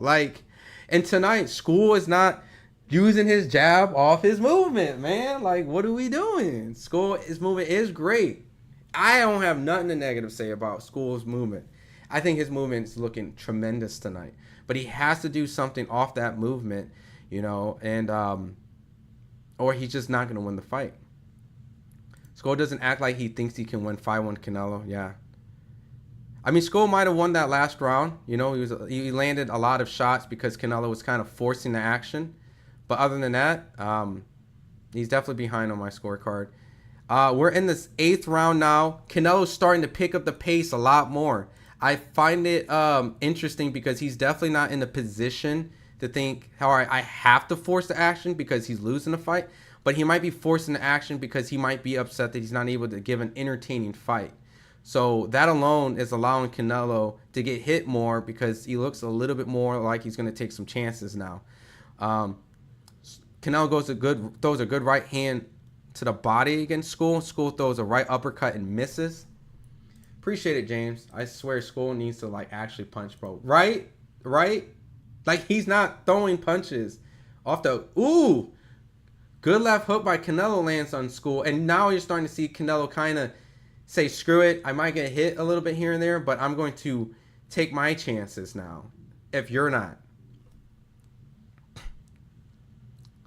But this is very, very, very, very, very unentertaining. In addition, not the greatest game plan from Scull to only just move around and not actually throw punches. See, this is the difference between Floyd and other fighters. When they say Floyd move, no, Floyd would hit you while you're coming to him and be first. Oh, they exchanged in the corner. Scull back in the middle of the ring. Floyd would hit you while you're coming. Floyd would hit you while you're taking the wrong step. Floyd would hit you when you go left, the right, left, and catch you when your feet's crossing. Floyd would counter punch you when you miss. Floyd would hit you first, make you miss, and counter off that. This is completely not Floyd Mayweather. This is not Pernell Whitaker. The art of hit and not getting hit is boxing. This is just not getting hit. You got to hit Canelo if you want to win. So this is definitely something that has extremely been the theme this week, Ken. And I think Espinoza and Inoue is going to break that curse on Sunday. But for the most part, this $90 spent for these 2 cards has to be one of the worst boxing experiences this year. Like, this is just terrible. This is just terrible entertainment. And to be honest, this is terrible attempt to win from Scull. Like, I get that if Canelo was doing things that caused you to kind of fight in a certain manner, but Canelo hasn't even landed anything significant. Canelo hasn't done anything. He hasn't hurt you. He hasn't dropped you. You know, you don't have a cut. Your eye isn't swollen up. You aren't injured. Like, you are simply just moving around and not capitalizing on your great movement. I'm complimenting great movement, but you're not doing anything off of it. So, yeah, he's just cruising. Watch getting Canelo tired. I mean, is Canelo getting tired? I mean, Canelo hasn't even thrown as many punches as William Scull, you know, based off the punch output. Skull's throwing more punches, and Terrence Crawford's there watching. And I already know he's watching the movement. He definitely sees the movement being a factor in this fight. It's hard to say that good movement against Canelo is not a great game plan. It's working well against Canelo. It's just not working in a way to win the fight. So, but I don't know, man. This has been a terrible experience this weekend. He's going to beat Canelo like Lard did Cuban style. I mean, dude. I think the ref just told him, he brought him together like, let's fight. In fact, I'm sure we were hoping Scull to apply more pressure. Even if he wasn't applying pressure, I wish he would just jab when he moves. You can win fights purely off a jab, and you can keep snapping Canelo's head back if you're capable of doing that. Jab, move, move, jab, double jab, move. You can win a fight purely off a jab. Not a great fight experience, but try.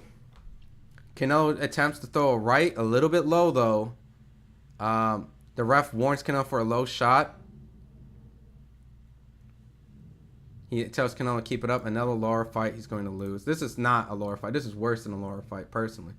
Thought Laura actually did a lot better than this. What's your scorecard if you're scoring it? I probably gave Scull one round. Probably 7-1. We're in the 9th round right now.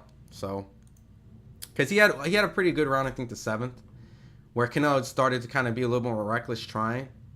But other than that, yeah. By what I'm hearing, it looks like Canelo is setting up overhand right with the body shots. Well, it definitely does. He's throwing a lot of body shots. That's a great analogy. Sergio Mora said it in the commentary. But Canelo's just not able to really get that overhand right to the top because Skull's movement and, you know, spacing is really good. He's able to keep Canelo at a good distance. It's not until Canelo has him against the ropes in the corner where he can kind of maybe get a shot off, but Scull was not allowing it. Tio was a draw to me because I thought he didn't try to win. Yeah, I think you told me that. I thought Tio won, but he did get caught in that 6th round, so. Scull is like laying an egg. Like, he is literally just, you see this?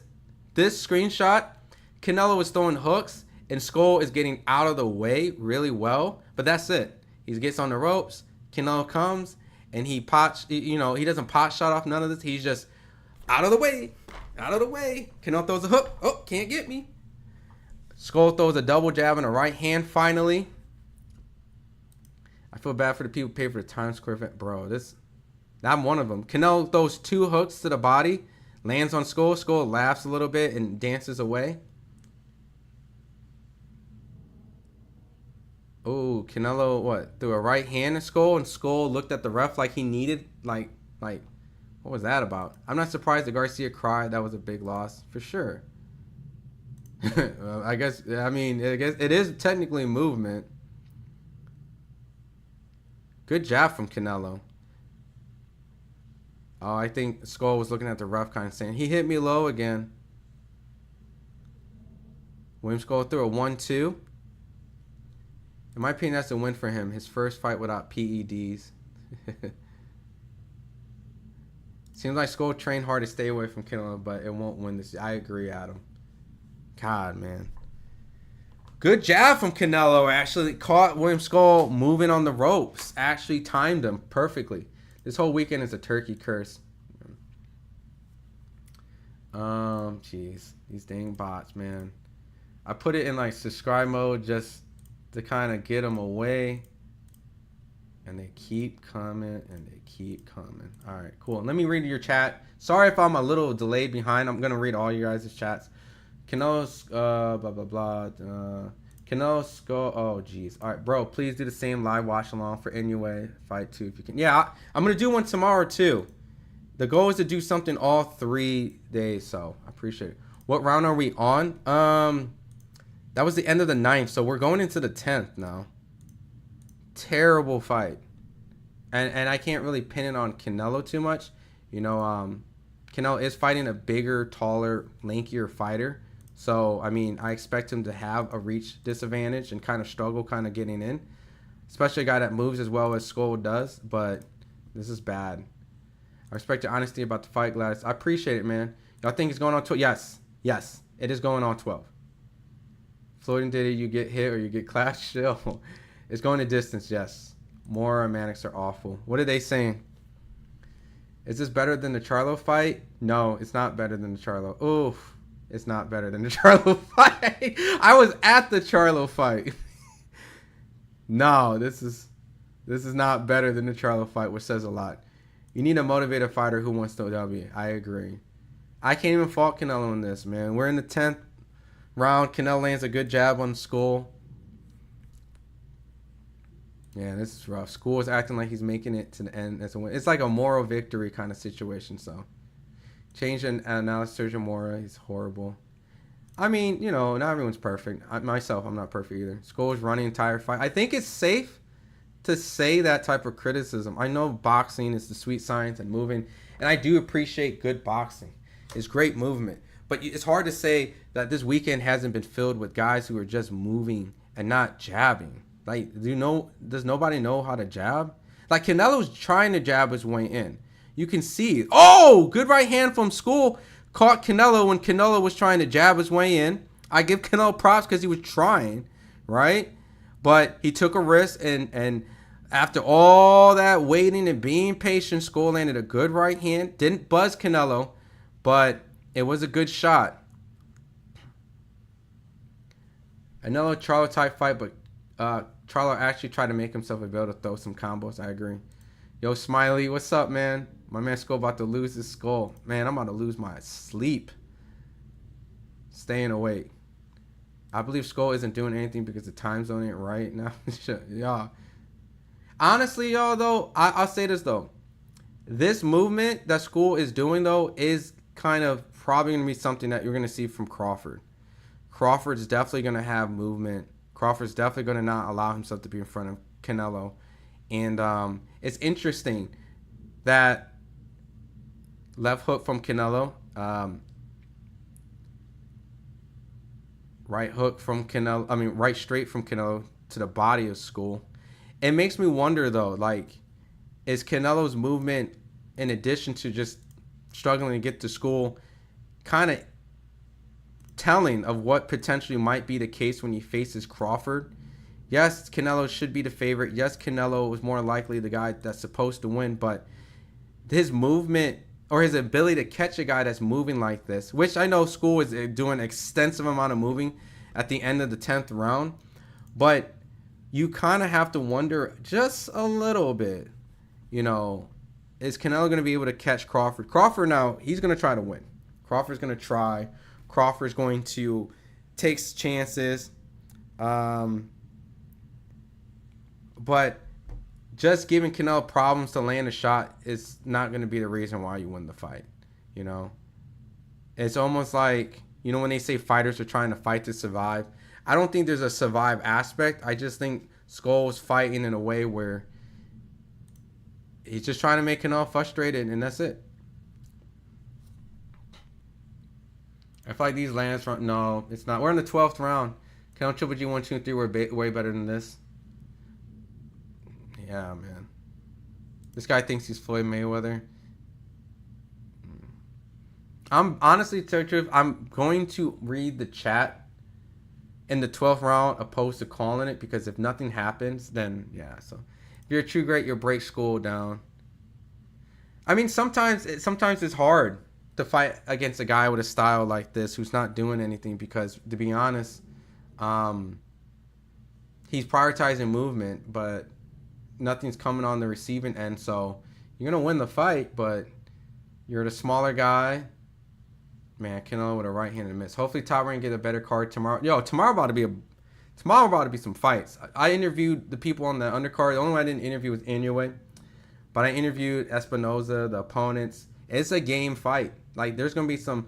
Think about this, guys. I want you guys to think about this. When it comes to the all-profile names, even like F.A. Job versus Martin Bakole, the heavyweights, we haven't got any high-profile knockouts this weekend. No one's got knocked out. No one's got knocked down. You know, maybe some of the undercards today, but I didn't really watch. But other than that,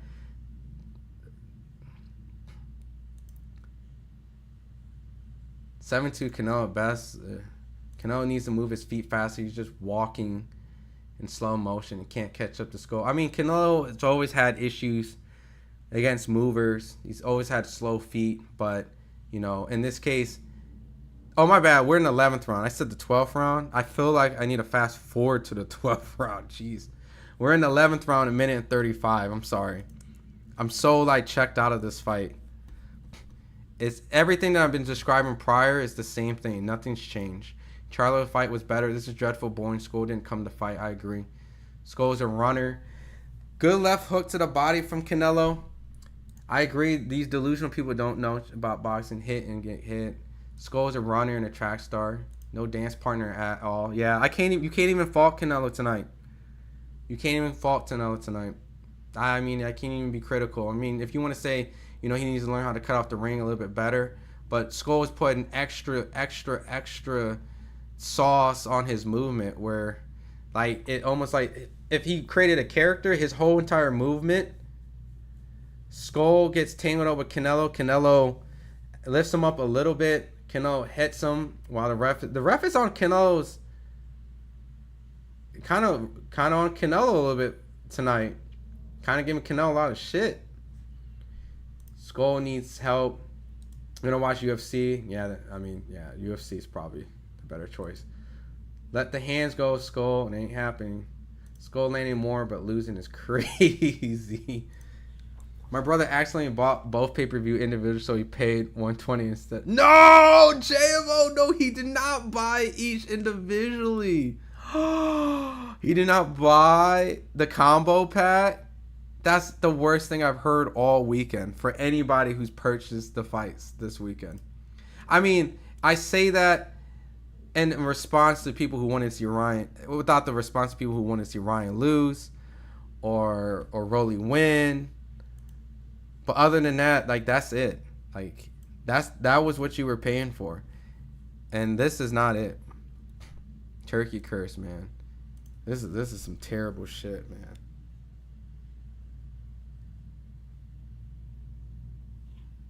This is one of the worst weekends of fights I've ever watched. Skull's getting a little too cocky with the dodging won't win. Dude, it's not even cocky, bro. Like, he came and got the paycheck. I'm starting to sound like one of those guys now. He came to just get his money and leave, bro. Take little or no damage, get his money and bounce. Like, I have never really wanted to be one of those guys to be like, he came to get his check. But he came to get his check, man. He is not even showing any sign of winning. He's more like an opportunist, really. If Canelo overextends, yeah, I'm going to hit you. But that's your fault. But other than that, I'm not going to do anything outside of just wait and watch you do something stupid. And I might get you. And Canelo has done that a little bit because of frustration. But we're in the 12th round, 2 minutes, 42 seconds. This fight sucks. Right? Right, Ben? Cinco de Mayo. I mean, no, hold on, hear me out. Tomorrow's Cinco de Mayo, right? We got Inoue Espinoza. Top ranked card might be the card that saves the day. But this fight sucks. This weekend's, you know. I mean, I myself was excited just seeing Broly drop Ryan. That was fun. But outside of that, everything else has been meh. If Canelo didn't like moving, maybe he should stop him. I mean, fair enough, you know. But I'm not going to knock Scull. He has great movement. Like, I'm going to give him credit for that. His movement is solid. But with 2 minutes left in the 12th round, what do you do with the movement? This is, to be honest, bro, like, It'll be over in 2. Hey, look. And that's a lot better than what we're going through, watching all these damn fights all damn night. We can move on with our life, you know? Like, anyway, and Espinoza, Emiliano Vargas, like, okay, we're getting a little bit of action out. Canelo's starting to catch Scull a little bit with some body shots. Scull is going side to side. Canelo's starting to pick up the pace a little bit. He's throwing some shots that's landing on the arm. Who won the fourth? I put my rent on that round. Canelo won the fourth. If you had a bet that who will win the round, that's the thing, you can bet who wins rounds. Canelo won the fourth round. Good body shot from Canelo landed on Scull. He's starting to catch Scull on the ropes a little bit more. And Scull is actually now trying to step to Canelo, actually. Good left hook from Canelo landing on Scull when Scull actually attempted to try. And now he's on his back foot. He ain't gonna try no more. When he started trying, he started getting caught. So left hook caught the underneath the rib, underneath the arm on the rib of Scull. Canelo's starting to run to Scull.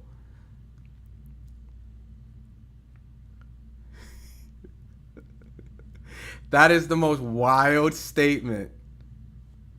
Hold on. Can I pin that? If you combine William Scull and Devin Haney, you get Bill Haney.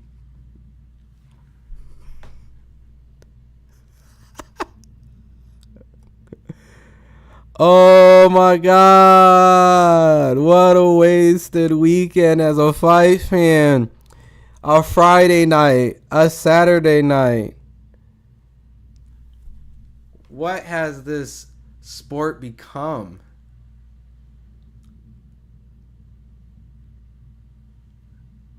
We're done. We're in the 12th round. It's over with.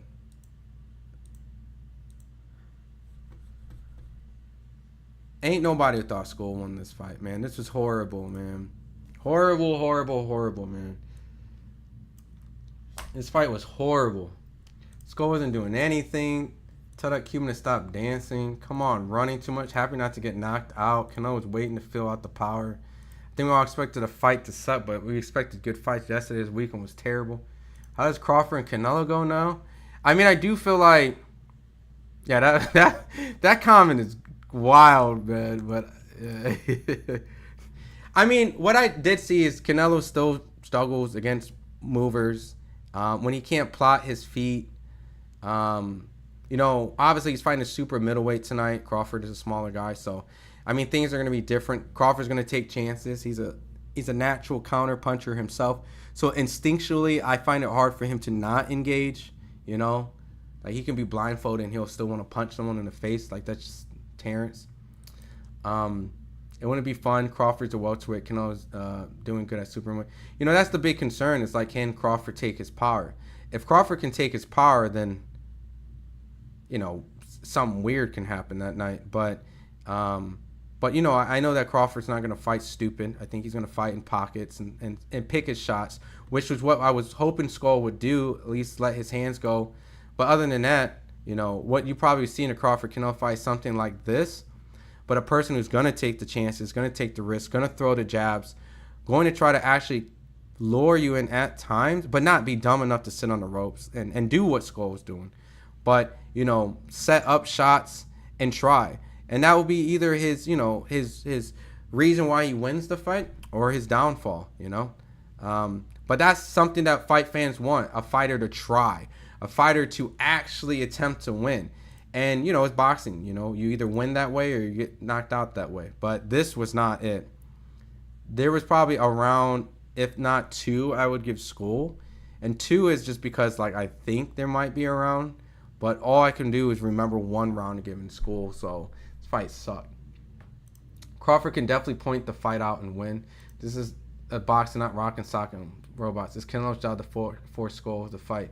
Yeah, but at the same time, he's not having to force Scull to fight because he's winning the fight alone because Scull is being inactive. You know what I mean, Kendrick? Like, if he was losing the fight, then he would have more urgency to force it. I felt like Canelo was forcing the fight later on because he kind of felt like he's not giving his fans a fight Like, he's know that he's going to get part of these headlines. Like, Canelo Scull, terrible fight, sucked, blah, blah, blah. He doesn't want to go down in that type of stuff. So, like, imagine going to watch this at 6 a.m. Dude, it would put me back to sleep.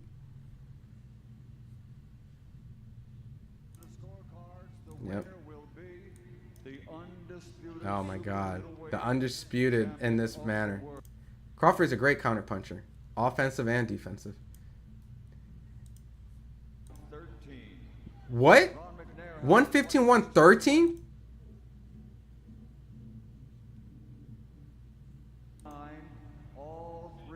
$115, 113? Where?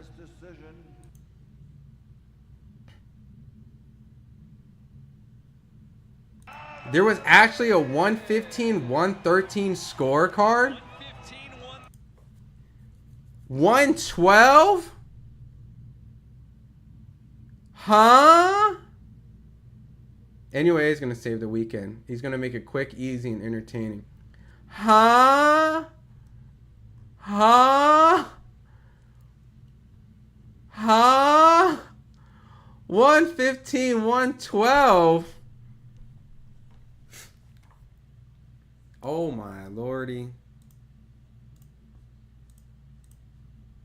Well, that just let me know Crawford definitely has a chance of winning the fight if it goes the distance, because Crawford's definitely going to do a lot more than that. And if they're giving William Scull that many rounds for doing that, oh shit, doing that. Turkey's in the ring? For what? He's telling Crawford to come in the ring. Where is the belt? Oh, they're going to do their first face-off. Press conference probably next week.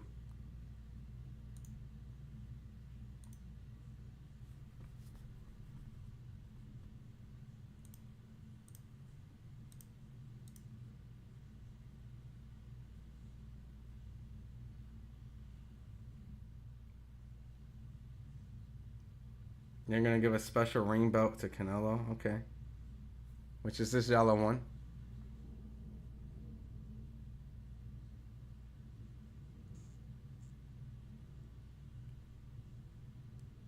So Rick Reno, former owner of Boxing Scene, who's now the CEO of Ring Magazine, is positioning a special belt out of a box that was tucked away and hidden. He's putting on white gloves. They're like going...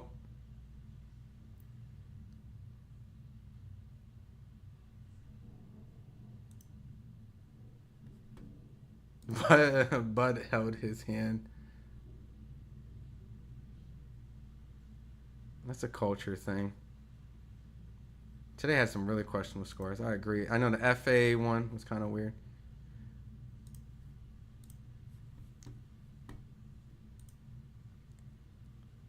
So they giving him a special ring belt.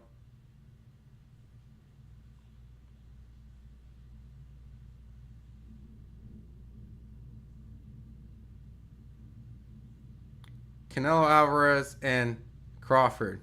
Man, say my man's name right. 12 September 12th. All right. Book it in the calendar, y'all. September 12th. Canelo. Crawford. Gotta get my... I'll be out.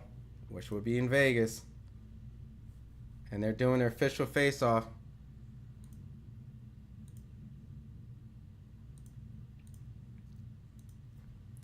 Allegiant Stadium, Las Vegas.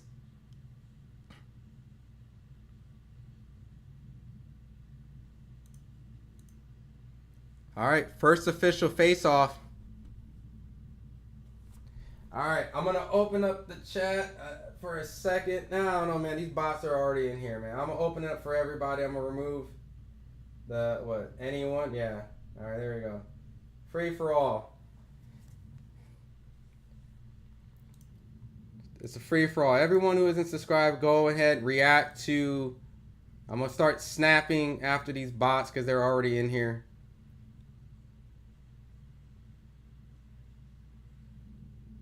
Yeah, I've skipped that fight. No, it pissed me off tonight. Yeah, that was rough. Who won? Canelo won. So now we officially September 12th, Las Vegas, Allegiant Stadium, Canelo Crawford. It's official. It's a real thing. All right.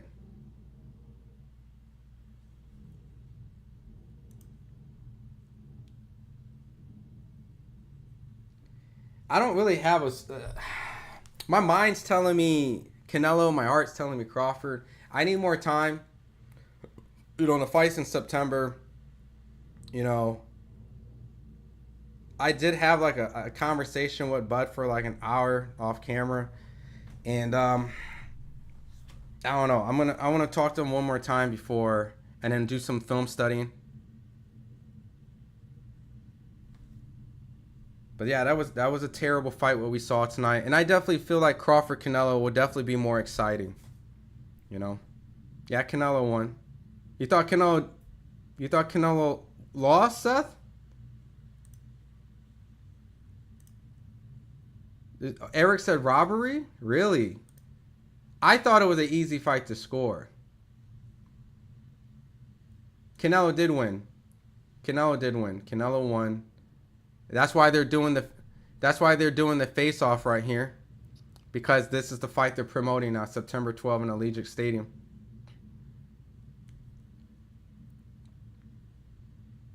Crawford looks bigger than Canelo. I mean, he kept saying like he felt like size-wise, like he didn't really feel like he was that much bigger. Obviously, Canelo's been competing at 168, so he is bigger in that sense, you know, because he's been competing there longer. But Skull pulled out the moves on the dance floor. Canelo won.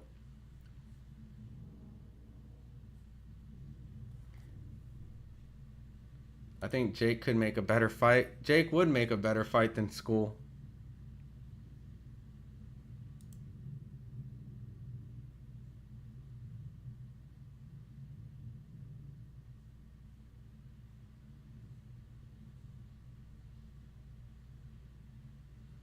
Repent, be baptized.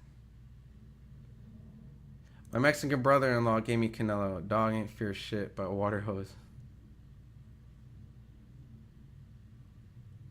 William Smith ran the whole time. Face-off was worth more than the fight. Facts. Skull won the fight? No way Skull won that fight. Skull was terrible. I had a double bet from the other day that I had Rolly and Skull win points. Luckily, I cashed out in second for the...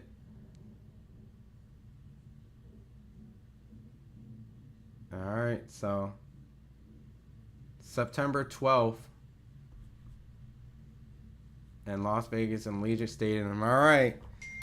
Well, you all know where I'll be at. I will be at that fight.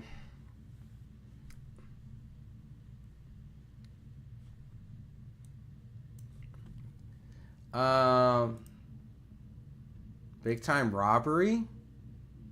Really? Robbery? Really? There's robberies in here? Canelo did win. Really? There's people that think Skull won. Really? I mean, there was judges that had 115, 113, 112. Really? Really? Skull won? Really? Robbery for sure. Really? Really? Like, I'm trying to understand. Really? I'm lost. Hear me out. I mean, I'm not going to get too much into the debate. I thought Canelo won the fight, right? But robbery? I don't believe y'all coming in here religious. Y'all trolling me. To see this new generation of chats full of trolls. Like, y'all the troll generation. If I take the chat too serious, I'm gonna get set up in your trap. I know what y'all doing. Y'all trying to set me up for failure. I'm not buying that. I'm not buying that. But the judges clearly also thought it was close too. So at the end of the day, you know, I am scratching my head like, what do they see? You know? I thought Canelo won the fight. And I'm not saying that like he did an amazing job. He did what he was able to do. And what Scull didn't do was throw punches. He just... Man, that was a rough fight, bro. I don't know about Scull. Yeah, Scull ran. Look, and I'm a pure boxing fan. Hear me out. I love Pernell Whitaker. I love some Floyd Mayweather. I can appreciate some Shakur Stevenson, you know, outside of the De Los Santos fight.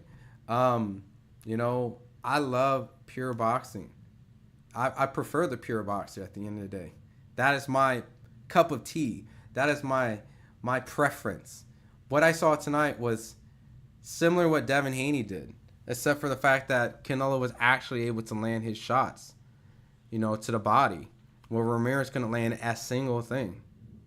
So Canelo was constantly putting pressure. Scull was definitely on his toes, not allowing Canelo getting close to him. So what do you go by? Who landed the more effective shots? And Canelo would land more effective body shots throughout each round, which really didn't mean a lot to the grand scheme of what type of action the fight produced. But, you know, it's even hard for me to even fathom the idea that Scull was even in a competitive fight with Canelo. I don't know, man. I don't know. Y'all trolling me. Y'all trolling me when saying Scull won.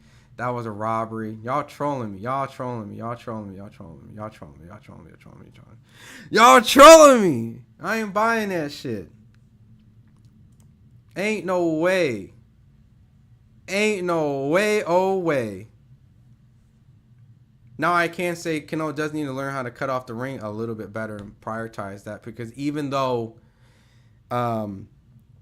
you know, Scull put extra sauce on the movement, you know, you got to work on that a little bit, though. Just a little bit. Yeah, they trolling me. Yeah, I know. Because, you know, Crawford's going to produce movement as well. Don't think that Crawford ain't going to move and also bounce around and get off the ropes. And he's not stupid either. Like, he's not going to sit there and slug it out with Canelo. Don't expect Crawford to be banging it out with Canelo. Don't be stupid. He going to move just like Scull. But he's going to be offensively countering. He's going to be defensively countering. He's going to try to set up shots. He's going to throw combinations. He's going to double up, triple up. So just understand that the movement was a good idea, but you got to let your hands go. And that's why I thought Canelo won. And that's why he did win, you know? That fool was smiling like he was winning. Yeah, I don't know what. Look, no limb, I don't know what was going on. He's happy getting that paycheck. Crawford will be happy to run it will be too heavy to run too much. Nah. I think the thing with Crawford, though, is he's going to take chances. And that's really what it comes down to it. When Crawford takes his chances, is it going to be effective? Is he going to be able to get Canelo's respect? Is he going to be able to land enough shots and get out and not get caught with anything?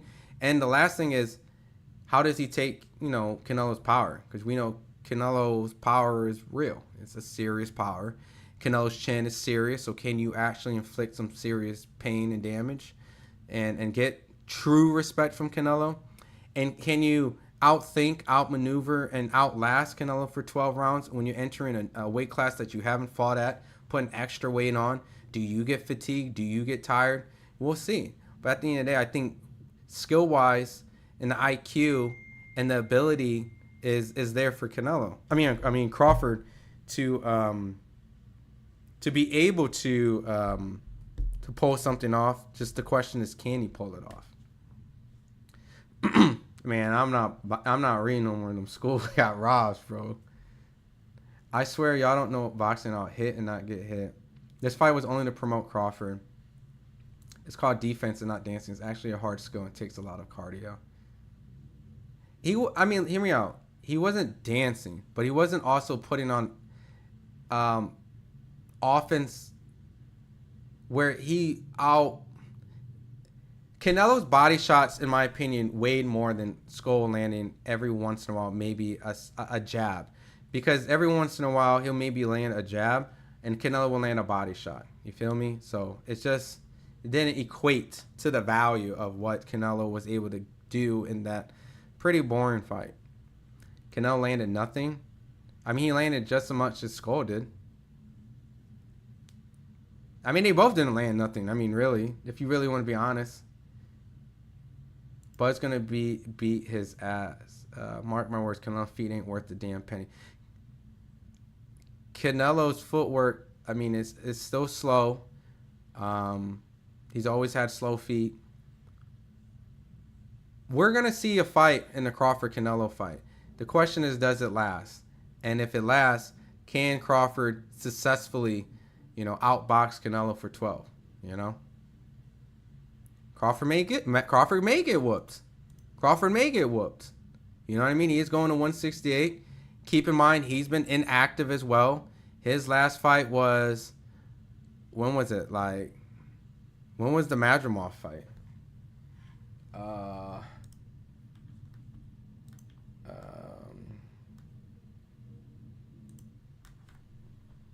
Madrimov was in August, y'all.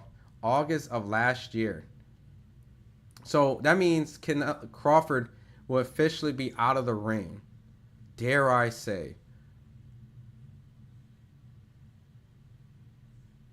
More than a year. By the time Crawford gets in the ring with Canelo, it will be more than a year.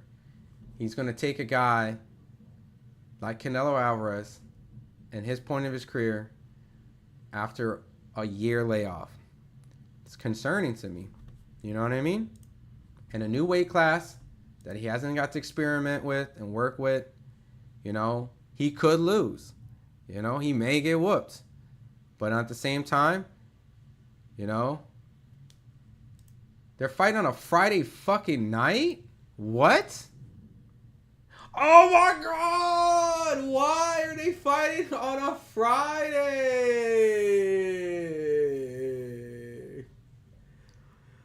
Oh my God. What the hell is going on in boxing? Friday night? Is that because they're trying to make it Saturday night overseas? That's probably what it is. They're trying to make it Canelo won.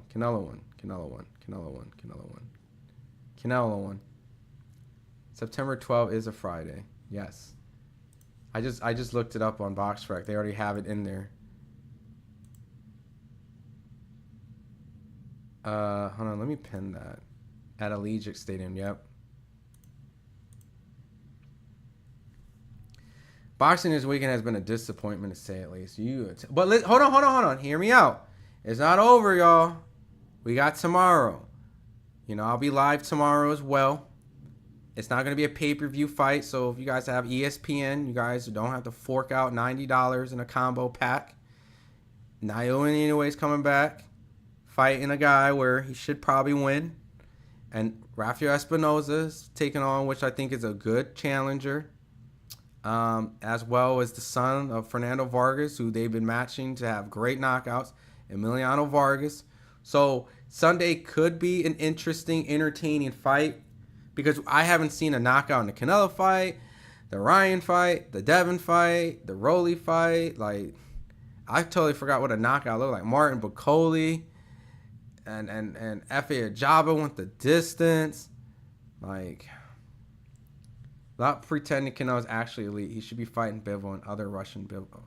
I mean, I don't think he'll ever be able to beat Bivol personally. I think Bivol just kind of showed that he's just that much better than Canelo. At a certain point you hit a ceiling in weight, which we'll find out if Crawford is in that situation. I think skill for skill, Crawford is a more skilled fighter than Canelo. The more the one that I think might have a better resume might be Canelo. But the big thing between them is size. So we'll see if Crawford can go up in that weight and actually do something. But he has to be smart. What up, Pugilism? What's up, my guy? See you June 7. Stat card at the Scope. Let's go. Yo, Pug. Find me, man. I'll be in the media section. You know I'm definitely going to be at that fight. You know what I mean? I'll definitely be at Norfolk having to see Keyshawn Davis versus De Los Santos. Of course, I have to show up. Seeing Abdullah Mason do his thing, you know. Who else they're putting on that card? They're putting Scooter Davis. He's this kid from out here in Baltimore, trains with Javante Tank Davis. He's on the card, I found out. So, interesting. But in my opinion, Skull should have won, really. How do y'all see Skull winning? This is crazy. No, it's because college football's on Saturday night. Don't want to go head-to-head. Oh, my God. Really? They going to take an L to college football? What college football games on that night? It was like Ohio State and Michigan and shit like that. Like Penn State. Like Alabama versus is that what's going on? College football game September 13th. What games is on September 2025? Do they have a schedule out? College week. I'm looking up 2025. Is it opening? Like, is opening college? Oh, wait. Is this? No, that's week 3. That's college football week 3. College football starts August 23rd. Week 3. What big matchups is on there? Wisconsin, Alabama, Oklahoma. Bro, you got to be kidding me. This is like a shitty college football week. This is a terrible college football week. They don't want to compete with this? Pittsburgh, West Virginia. Ohio versus Ohio State. Bro, for real. Nobody.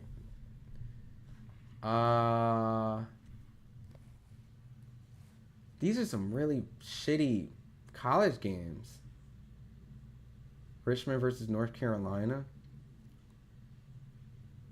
Ain't no way, bro. Ain't no way. Pittsburgh, West Virginia is a good one. I can see that. But that's college football ain't. No.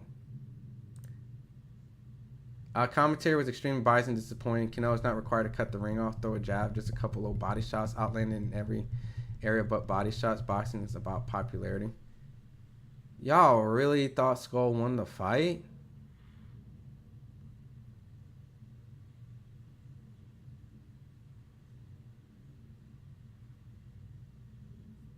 I can say YouTube everything he's saying. Crawford is more shifty in the pocket than Skull, but will stand his ground, gamble and catch and shoot, and push back. Yeah, no, he's definitely gonna try. Like, that's what I'm saying. Like, Crawford's gonna be in a position where he's either gonna look phenomenal and have moments where you're like, wow, he's really gonna do this, and he might get caught, he might not. But he's not gonna fight the way that Skull did, you know. Garbage ESPN does this for no likes.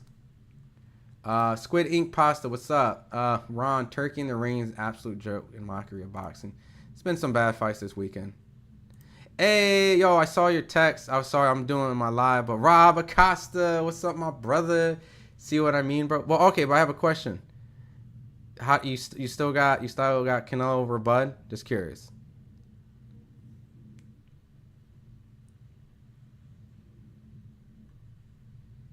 My man said my commentary was butt. Look, say what you want, man. I cover boxing for a living, so. But I did hear 2 scorecards that were awfully close, so I'm not going to say, hey, you know, other people don't agree that it was close. But I didn't see a single school scorecard. When can I watch the post-fight interview? We'll be getting it coming in. It should be coming up. Some of you ignorant. Every fighter isn't going to stand there and trade punches when they're fighting when they can swing without getting wet. Ali was the master. Jingling, do you think that was Ali like, though? Do you think Scull was Ali? You think he was... Because Ali would throw his hands. He'll throw combinations. He would. And he'll step to opponent. You know what I mean? Like, at a certain point, man, like you got to throw some punches. See, look, this is what I opened up the floodgate. I appreciate you guys in here giving your honest feedback. I ain't blocking none of y'all. You know what I mean? So feel free to, if you want to criticize me. I'm all for it. Crawford's a beast. He's a gorilla. The fight's over. Canelo won.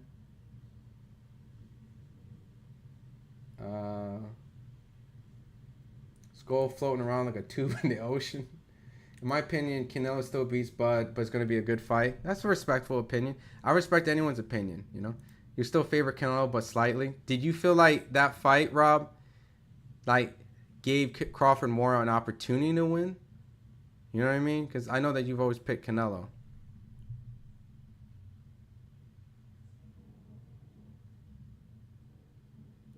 Hey, if you talking, are you talking to me, Manuel?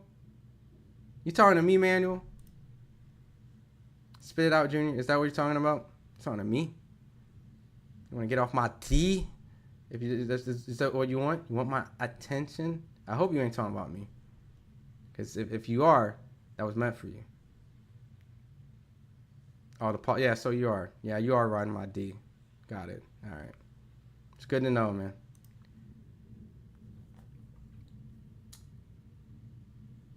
No, I was asking you, with the Scull fight, did you feel like there was something in that fight that gave you a reason to give Crawford more of a chance? Because I know you've always picked Canelo, or you still feel like it was the same?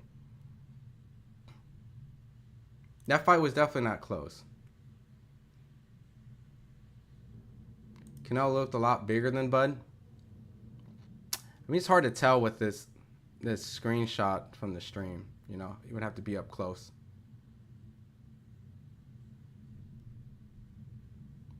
Funny nobody's saying Bud too small for Canelo after that face-off. You know, it is true, though. He doesn't look small. You know, but hear me out. Canelo is in fight shape. Is this what Crawford's going to come in? This is Crawford's walk-around weight. Like, the fight is months out, so we don't know what he's going to look like fight night. You know, I don't know how much he's weighing right now. But size-wise, I mean, he kept saying, like, he felt like he was able to do something because of the fact that he's not this giant, tall guy. Squid Ink, I respect you, Ron, person, but I can't respect the majority of these clowns in the boxing business. I mean, I appreciate that. I mean, I'm not perfect. I got Manu right here riding my D right now, so he probably thinks otherwise. But what's funny is that even though at the end of the day, I think the majority of people thought Canelo won the fight, you know, and there's always going to be people that's going to have different opinions, and that's what it is, and they're entitled to, and there's nothing wrong for having an opinion, you know. So if you guys feel like Scull won the fight, be my guest. At the end of the day, this is an opinionated sport. Unless you get completely knocked out and it goes to the scorecards, it's always going to be subjective. So really, by faulting someone for thinking someone won, it is what it is. It's just an opinionated sport. You like what you like. You see what you like. I just thought Canelo was more effective based off the punches he landed. And it was a very horrible fight. And to be honest, I probably wouldn't even go back to study it, you know, unless there was something to study for the Crawford fight. But even then, everyone fights different against different opponents. So K12. I believe Crawford may look a little slow with the extra weight. If Canelo wins, it won't be easy, trust me. Oh, it definitely won't be easy. I'll be surprised if Crawford just completely dominates Canelo. I mean, I expect some moments where some exchanges may happen, where Crawford might be in a bad situation. You know, I wouldn't be surprised if he has to pick himself off the canvas if he gets a little too confident. But these are two elite, intelligent fighters. And I think that at a certain point, a fight's going to break out in the middle of this. And knowing Crawford, he's very smart and he knows not to engage at certain times, but a little bit about his fighting style lets me know that if he does get hurt or get rocked or something, he has that itch to want to get it back. You know, he's always going to want to make sure that if you got a good shot, he's going to try to get one right back at you. So that could work well for Terrence, or it can work against him. You know what I'm saying? So really, it's just something we'll have to see. Canelo's a roided scam artist who's a shop worm. Who's shop worn. Oh, I mean, we'll see. You know, I think a lot of people are expecting Crawford to lose this fight just because of the size. Canelo's a shop fighter with no legs. It might be the best time for Crawford, you know. It's kind of a little bit like Sugar Ray Leonard with Marvin Hagler. Not saying in the same setting, but Sugar Ray Leonard saw the fight when Marvin Hagler fought John the Beast Mugabe and claims that he saw something, and he decided to go out and fight him. So clearly, Crawford's been at a lot of Canelo fights, and he saw something at these fights where it gives him confidence that he can take on and beat this guy. And today's another day where he's at another Canelo fight, watching him up close, and we'll see if he's able to do it.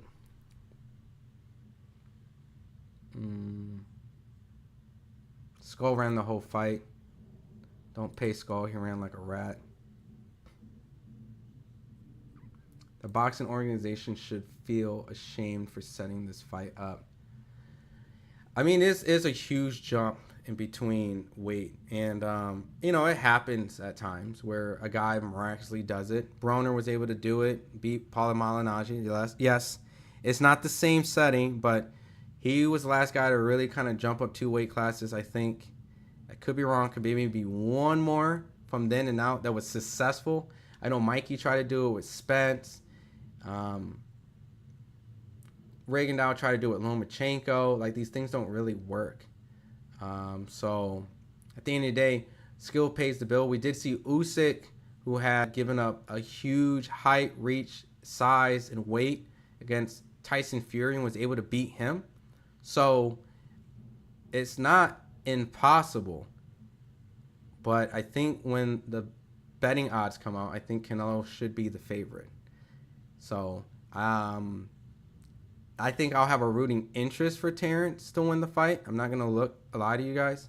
But I think that's just only because I talk to Terrence, I speak to Terrence, I see Terrence. So that's just me being honest with you guys. But at the same time, I think for right now, I think Canelo should be the favorite. You know, it's a tough fight.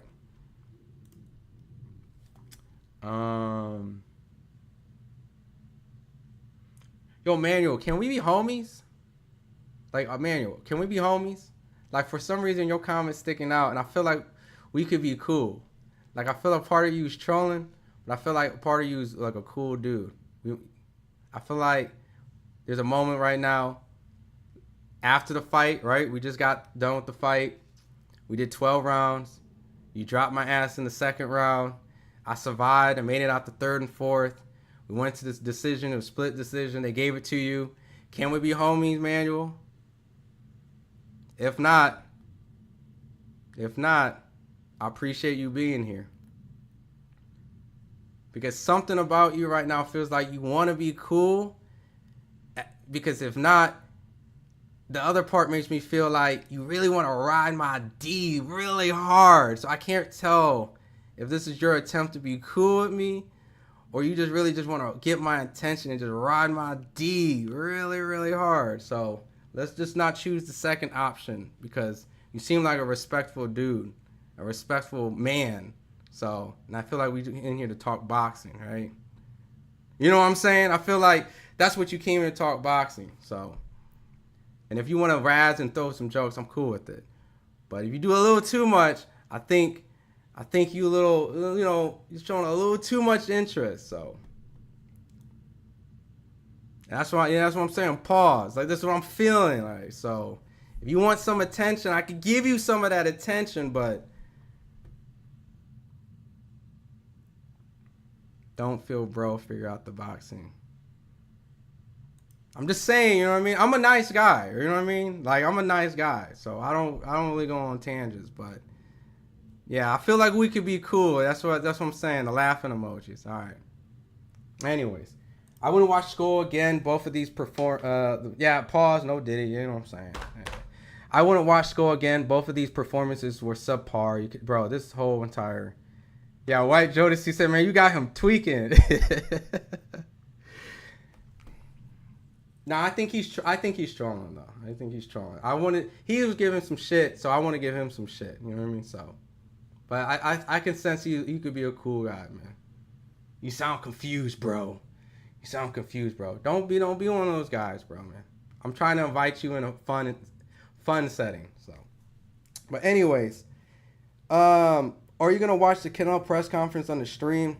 We actually have a guy that's at the event right now, and he's gonna be getting the content, and he's gonna be getting some of the post conference footage. So once we get that, I'll be able to get that up and show it, but it might be a little bit. So if you guys want to stick around, I'll be able to get it going. I don't know if they have a live stream of it going right now. I obviously won't be able to show it because of the fact that, yeah, we can have some funny conversations. All right, see, that's what I'm saying.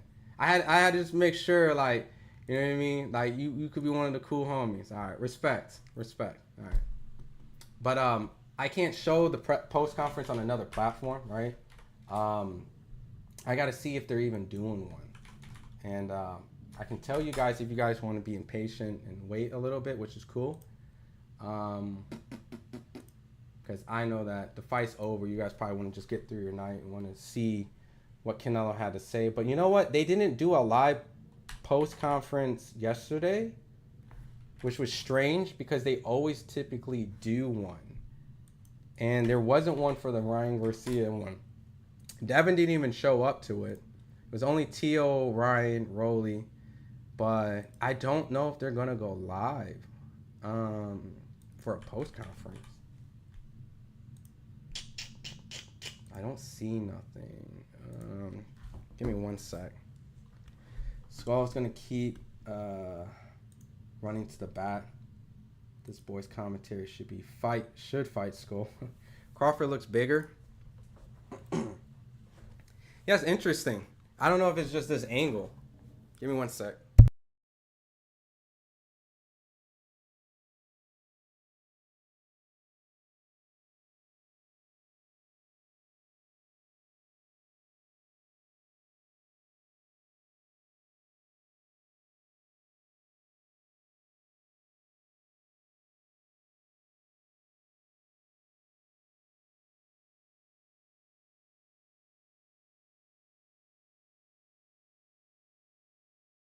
My bad.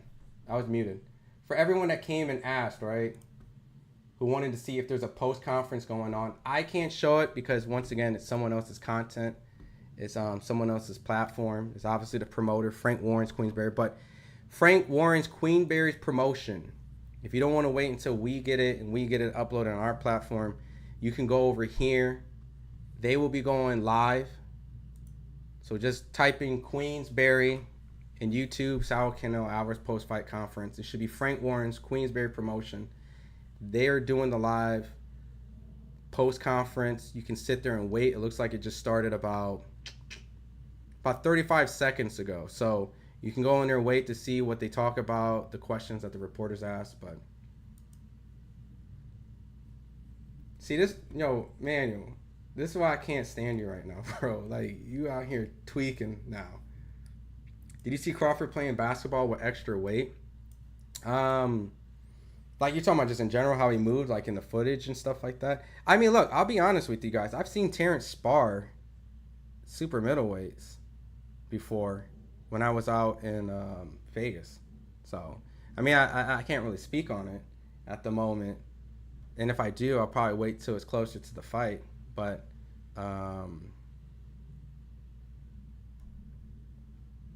send the link. Here, I'm going to be a nice guy today.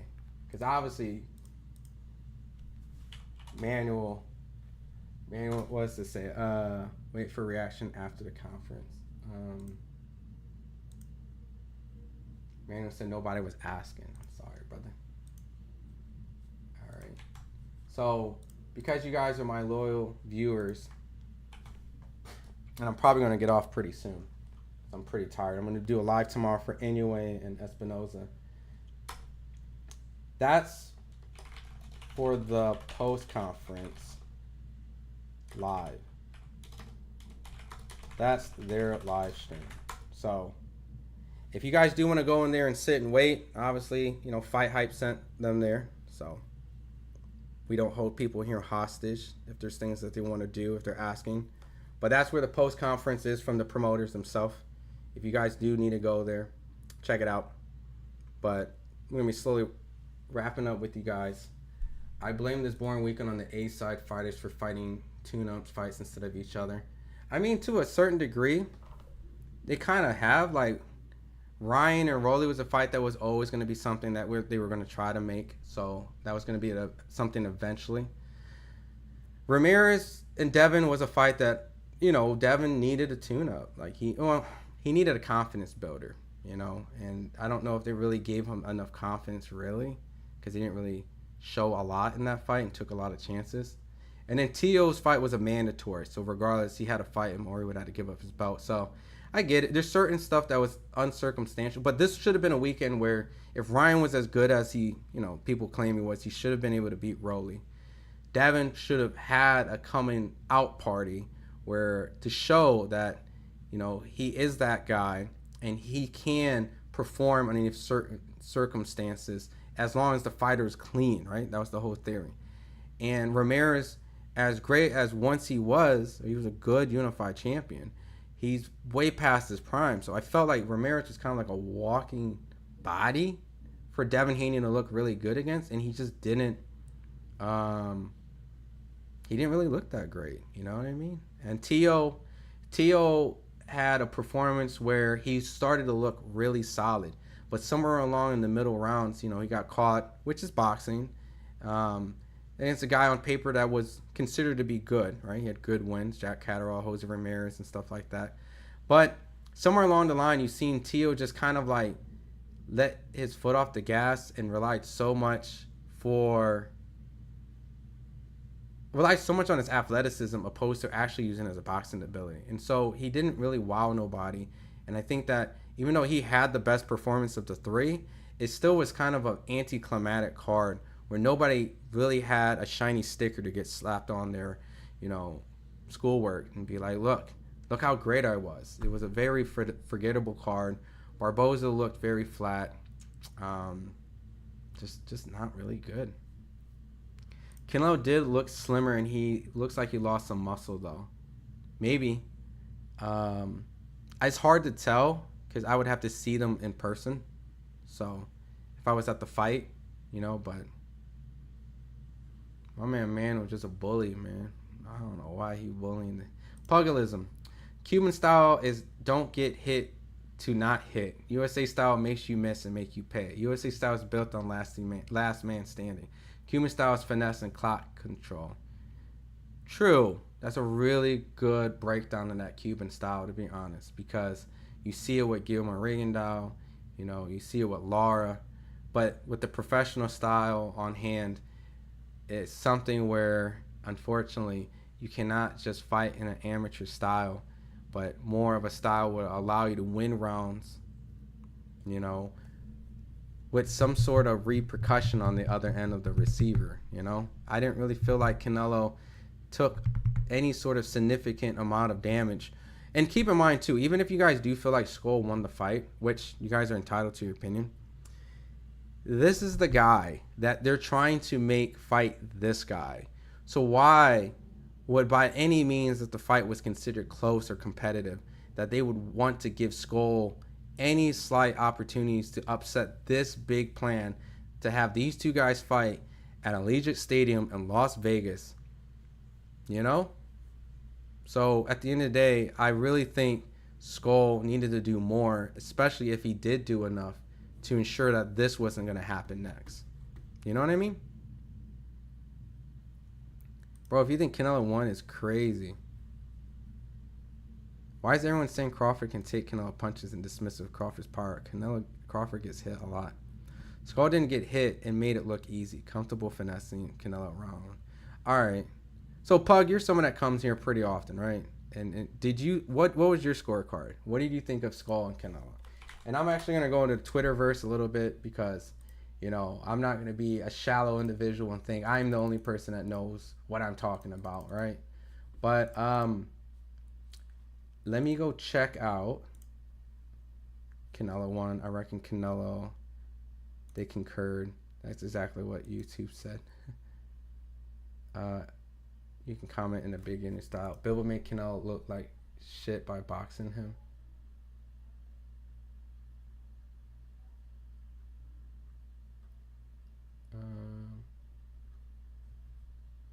Let me check. Sorry, give me 1 sec. I'm just looking on if social thinks it's as a robbery. Not saying that I'm relying my pick on what other people think, but I'm just self-reflecting. You know what I'm saying? Pretty much what I'm saying is I'm being open to hear what people are saying. Skull won, no doubt, especially if you know boxing. He hit but wasn't hit. Shishkin would have been a better fight than Skull. I mean, some people thought Shishkin beat Skull.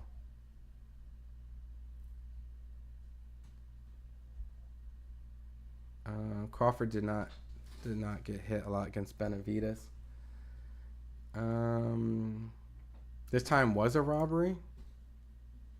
All right, Manuel, you think it was a robbery? Canelo barely attacked Skull's body, but it's going to be a tougher target to control. Bud fires back unlike Skull. Yeah, I agree. That's why I'm interested in that fight.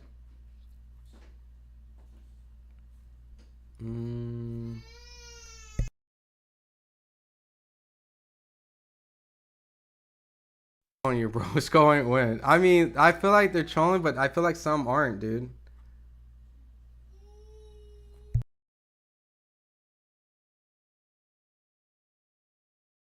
Give me 1 quick second. Let me see. Is there something I'm missing on here? I'm gonna check Crawford's IG really quick. I want to make sure I'm not missing a face-off video. Fuck with the bag like Ryan did. Yeah, alright, no face-off from there. Alright. Canelo always has to chase the Cuban boxers. Well, yeah, he's always has a tough time fighting guys with good movement. If you know boxing, you know that this fight was set for Canelo versus Bud. Of course. That's why I'm saying, like, Skull had to go above and beyond. Just not just win the fight, but really win the fight. Without any doubt. Skull missed most of his punches. Y'all are tweaking. Yeah, I didn't really see him land anything effective. You're not going to win on the decision against Canelo. He's the cash cow. Not trolling, just laughing. 10 minutes later. I bet on Canelo's split decision before the fight. Hedged Skull for an upset win live. Can't recall any significant shots Canelo landed. Skull straight finessed and had him keep Canelo on the string. Oh my God. Do I have to really go watch that fight again? I'm not gonna watch that horrible fight. I'm not. Cause look, I respect the idea of people thinking that Skull won. It wasn't a fight where clearly Canelo had rounds where he was beating the dog shit out of him. So no, it was not anywhere near that. It was a fight of who you thought won between the two, and very, very, very, very, very, very inactive, boring fight. Skull was moving. He threw a couple shots. You know, if you like that, cool. Canelo couldn't really catch him. When he finally did, he landed like a hook here and there when Skull was moving. Maybe he maybe he landed a good shot. Maybe he missed. But other than that, you were really benefit. Okay, Manuel, you definitely be on my D. No Diddy. This guy. I should have just watched UFC today, bro. It looked like everything's about UFC. God, this was such a terrible weekend. All right, what does CompuBox say? Canelo's 152 thrown were the second fewest in 12-round fight in CompuBox 40 history. Oh my God. Canelo's 152 thrown punches.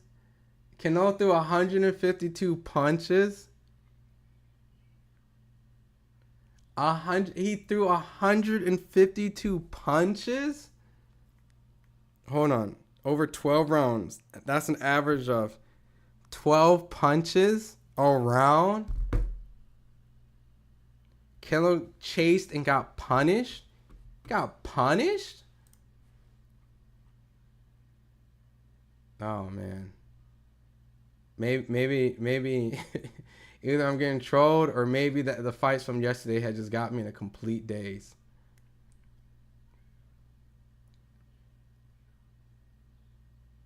How many landed? I don't know. I have to go to CompuBox. Let me go to CompuBox for your T1. Here. Give me 1 second, y'all. Eubanks chucked 160 punches in the last 3 rounds. Facts. But you know that was kind of a low though. Okay. I got the full let's do this. Let's do y'all want me to do some homework. Okay. I know some of y'all trolling me and some are actually being serious, right? So let's do play by play. Hold on. Let me save this image. Let me pull up the CompuBox numbers because I have it right here. Hold on. Give me a sec, y'all. Boop. All right. So check this out. CompuBox. Today, Riyadh season. Terrible fight. Punches landed, punches thrown. Scull threw 20 punches and landed 1. Canelo landed 0 punches in the first round. That is cap. This is gonna be long enough. No, Manuel. We here, bro. We made it all the way to the finish line. We're going to the CompuBox. All right. Canelo won the fight. I would say Canelo missed some big shots. No denying that. He still landed some critical moments. I felt like his body shots was considered more critical, but I don't think this is correct. Canelo didn't land a single punch the first round. No. They're saying he only threw 4 punches. Scull threw 20. Holy shit. Scull is outthrown Canelo twice as many punches. Hey, yo. This just makes me feel like Bud's gonna win now. Just looking at this shit. Jabs landed. He threw 12 in the 6th round. Oh, yeah. I gotta talk to Bud off camera. I gotta figure out what the fuck he thinks about this fight. Power punches.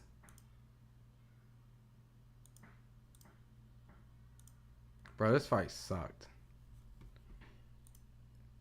Watch it, bro. He didn't. But Scull won if you know boxing on some real shit. Canelo didn't land a punch into the 3rd round.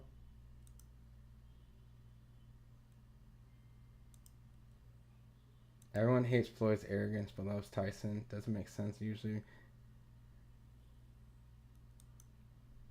Really? Queensberry set it to private? So I just sent people into a dead stream? That's embarrassing. I was trying to be the nice guy too. You know what I mean? Like, you go over there and watch the post, you know? That's what I would do as a boxing fan, right?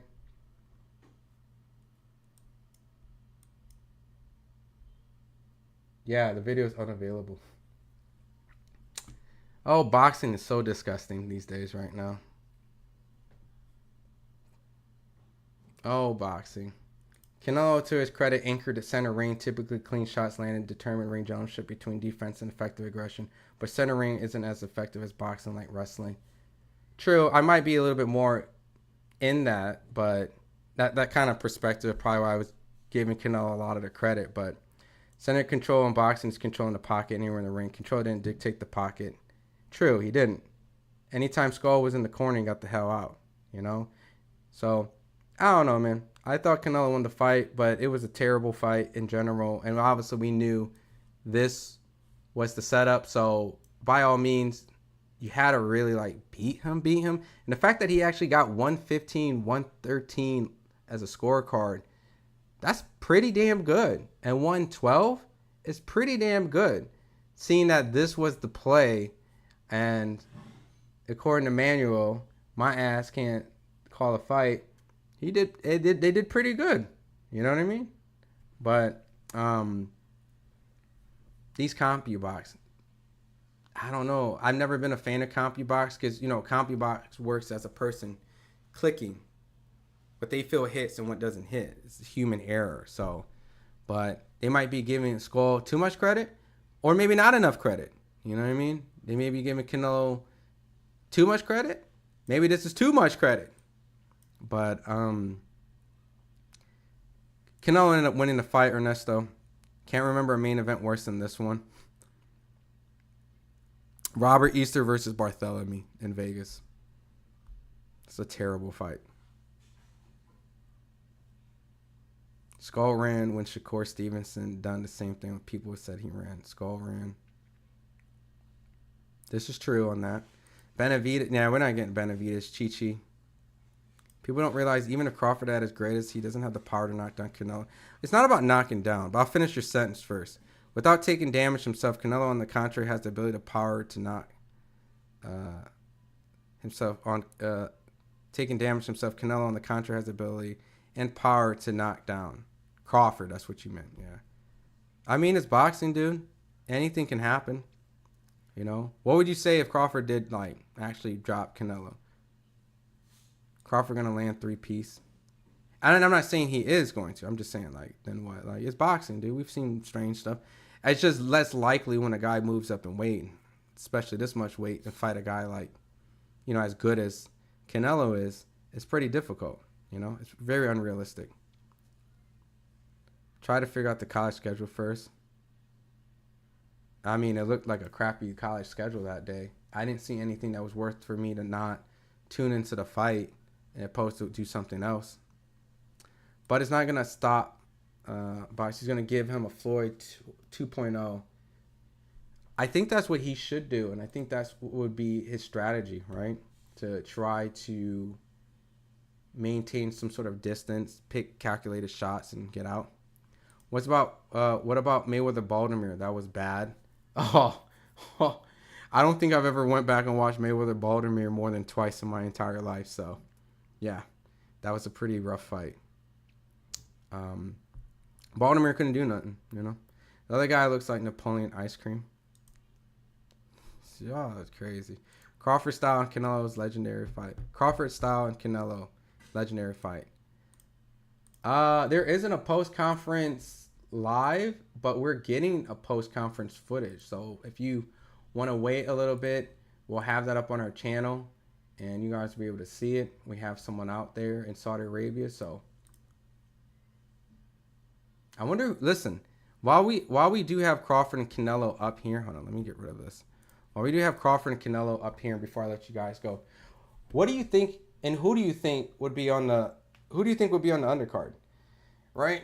Like, if we had to build our undercard for this, right? Because, you know, Turkey likes to put a lot of names in there. Doesn't mean it would be a good fight, but a lot of names would definitely be something that would exist, right? So, Friday 12, September 25, Las Vegas, Allegiant Stadium. Who would you like to see on there? I mean, I would totally love to see, like, Jaron Ennis versus Virgil Ortiz, but we probably won't get that. I think Teal versus Devin. Teal versus Devin would be kind of cool. Put them on the card. I gotta think what's realistic and who's available. If Shakur gets past Zepeda, you know, Shakur versus, I don't know, who the hell can Shakur fight? Golly, poor guy. Plant versus Balanga. That would be cool. That would be cool. I think Balanga wants Munguia first, though. I saw him tweeting saying, all right, good job, you didn't mess up the plan. So I think he was going to want to do that. Maybe Jenna Beck, and Carlos Adames. What's your thoughts about people like Floyd Mayweather claiming they predict Rolly winning, but there's no video of them saying it?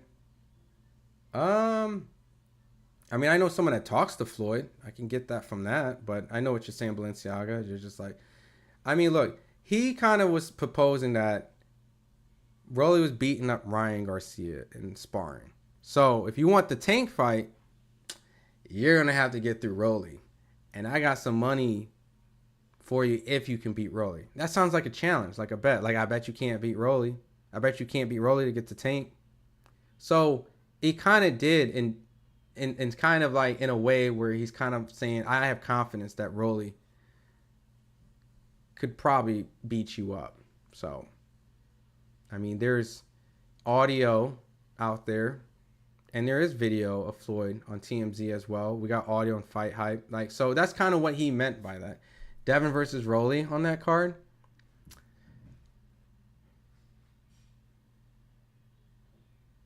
I don't know. I don't know about Devin versus Rolly. Crawford is superb boxer versus Canelo, heavy puncher. Tank versus Roach 2. You know they will never be on that card. That'll be their own main event. But that'd be, you know, a cool concept. Floyd's a homie. What was his opinion? I mean, I actually don't know. I would have to talk to someone who talks to him, you know. But I don't know. He hasn't put a public statement out there, so I wouldn't know. Only one beating Rolly is Ennis. Damn, you said nobody beating Rolly. Rolly versus Brian Norman. Would you like to see that fight? Canelo sucked tonight. Slow, wide throws, box shape, bad footwork, 3 steps back, wide punches. Rolly and Ryan's fight was better. I mean, I agree. The Rolly Ryan fight was better, but man, Manuel is like the truest troll, man. I gotta like appreciate him. Keyshawn Davis versus Tio. Oh, I like that. I like that. Davis brothers versus Vargas brothers. I mean, I don't want to fill that whole card up with that shit, you know? Just like, we gotta have like a name, this, that. Like, I like that. Like Keyshawn Tio and the Davis brothers and Emiliano, like all of them on his own undercard would be cool. But for this, if we built the undercard for this card, I wouldn't want all that on there. That's just too much. I need like solid quality fight for fight. Daniel Dubois versus Ryan Garcia. Troy Isley versus Ari. Oh, you're talking about if that was on that card? That sounds like a whole Bud card. Everyone that wasn't black hated Floyd. Let's be for real. No. I mean, there is racism in every aspect of everything. So, I mean, to say that racism didn't exist in Floyd's aspect, yeah, of course there was. I think there's some people that just didn't like him too, you know. Tank said he ain't going on no Crawford undercard. No, bro, and I don't think he ever should. Why would Tank ever be an undercard anywhere? He's a main eventer. Come on. Y'all know that. Y'all know that. He absolutely dismantled Haney. You're picking Garcia. You think Floyd versus Cuban style boxer could be a good fight? Depends on what version of Floyd we're talking about. Like Pretty Boy?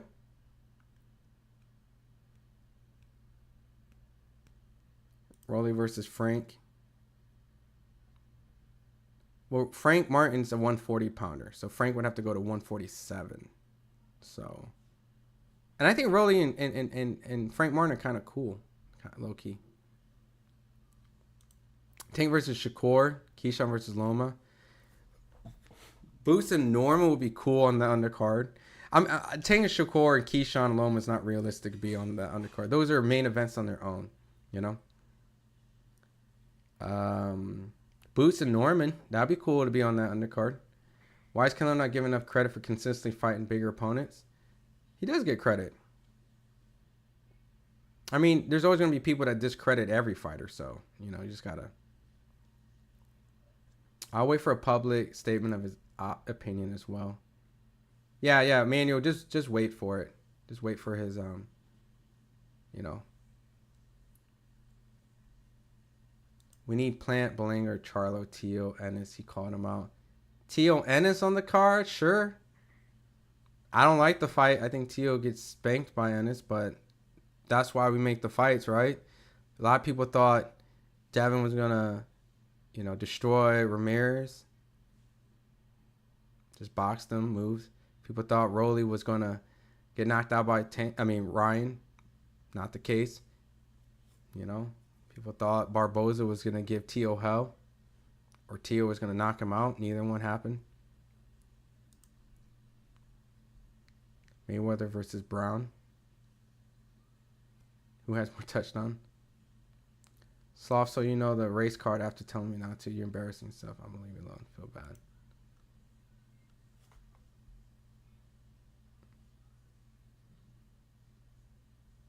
Abdullah Mason versus Floyd Schofield. That would be good on the undercard. I think that would actually be cool on this undercard. Keyshawn versus Tio. Yeah, I'm a bigger Tank fan, but he lost to Roach. I need that rematch. The rematch looks like it is going to happen, Michael. Somewhere in August and July. I know there's been a rumor July 21st. It's not true. But, yeah, they're working that out.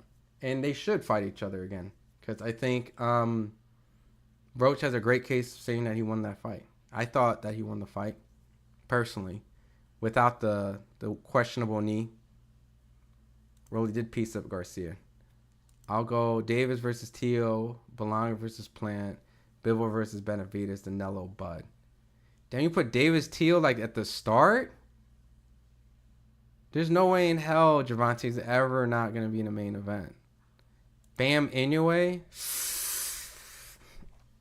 That's a good fight too, but I could see that being a main event also. Like, that's like Inoue, bro. Inoue ain't gonna be on no undercard. I'm trying to have a realistic undercard is what I was asking. Like a realistic undercard that could potentially happen. Tank's a midget. Pac versus Biggie. Oh, Mikey boy. All right, you get the Cuban Mayweather. Turkey hasn't disappointed with the undercards. The fights, on the other hand. Yeah, I mean, he had, what was it? The Callum Smith Buatsi was a fun fight.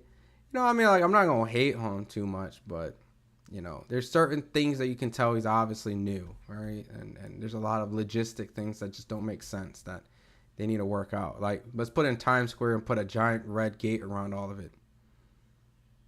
I don't know. Is that for safety? I wish they at least addressed it.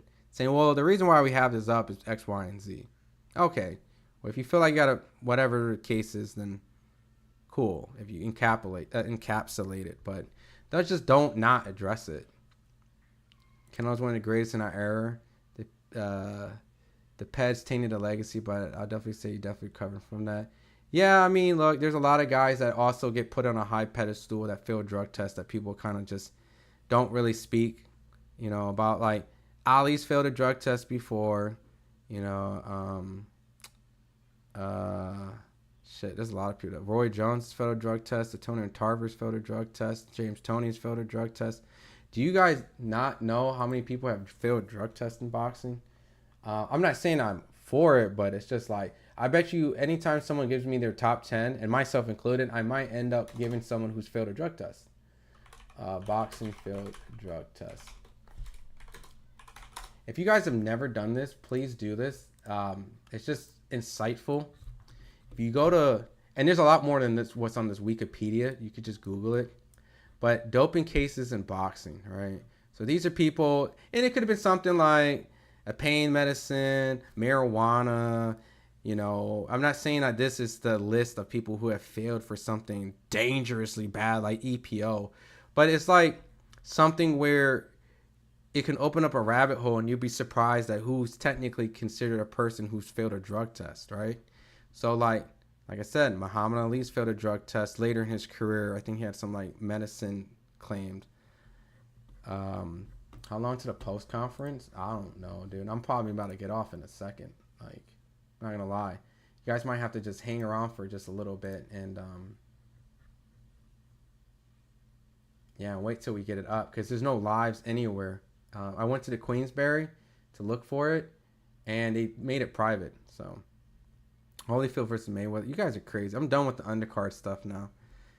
Ban drug cheats for lights. He's holding YouTube hostage at this point. He's already cutting up the magazine letters.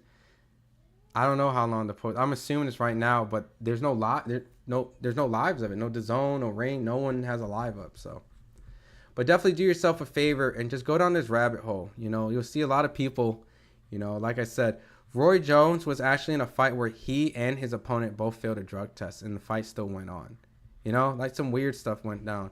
Tony Tarver, you know, Zolani Tete, which is funny. One of my buddies used to be like, yo, Zolani Tete fought Casemiro. Casemiro was a drug cheat. Just look at him. And then Zolani Tete failed a drug test after it. That was like, oh, bro, that's crazy. But, you know, King Kong Ortiz has been recent. Ryan Garcia. You know, Billy Joe Sanders had that weird situation with VADA. It was okay in the UK, but not okay in the US.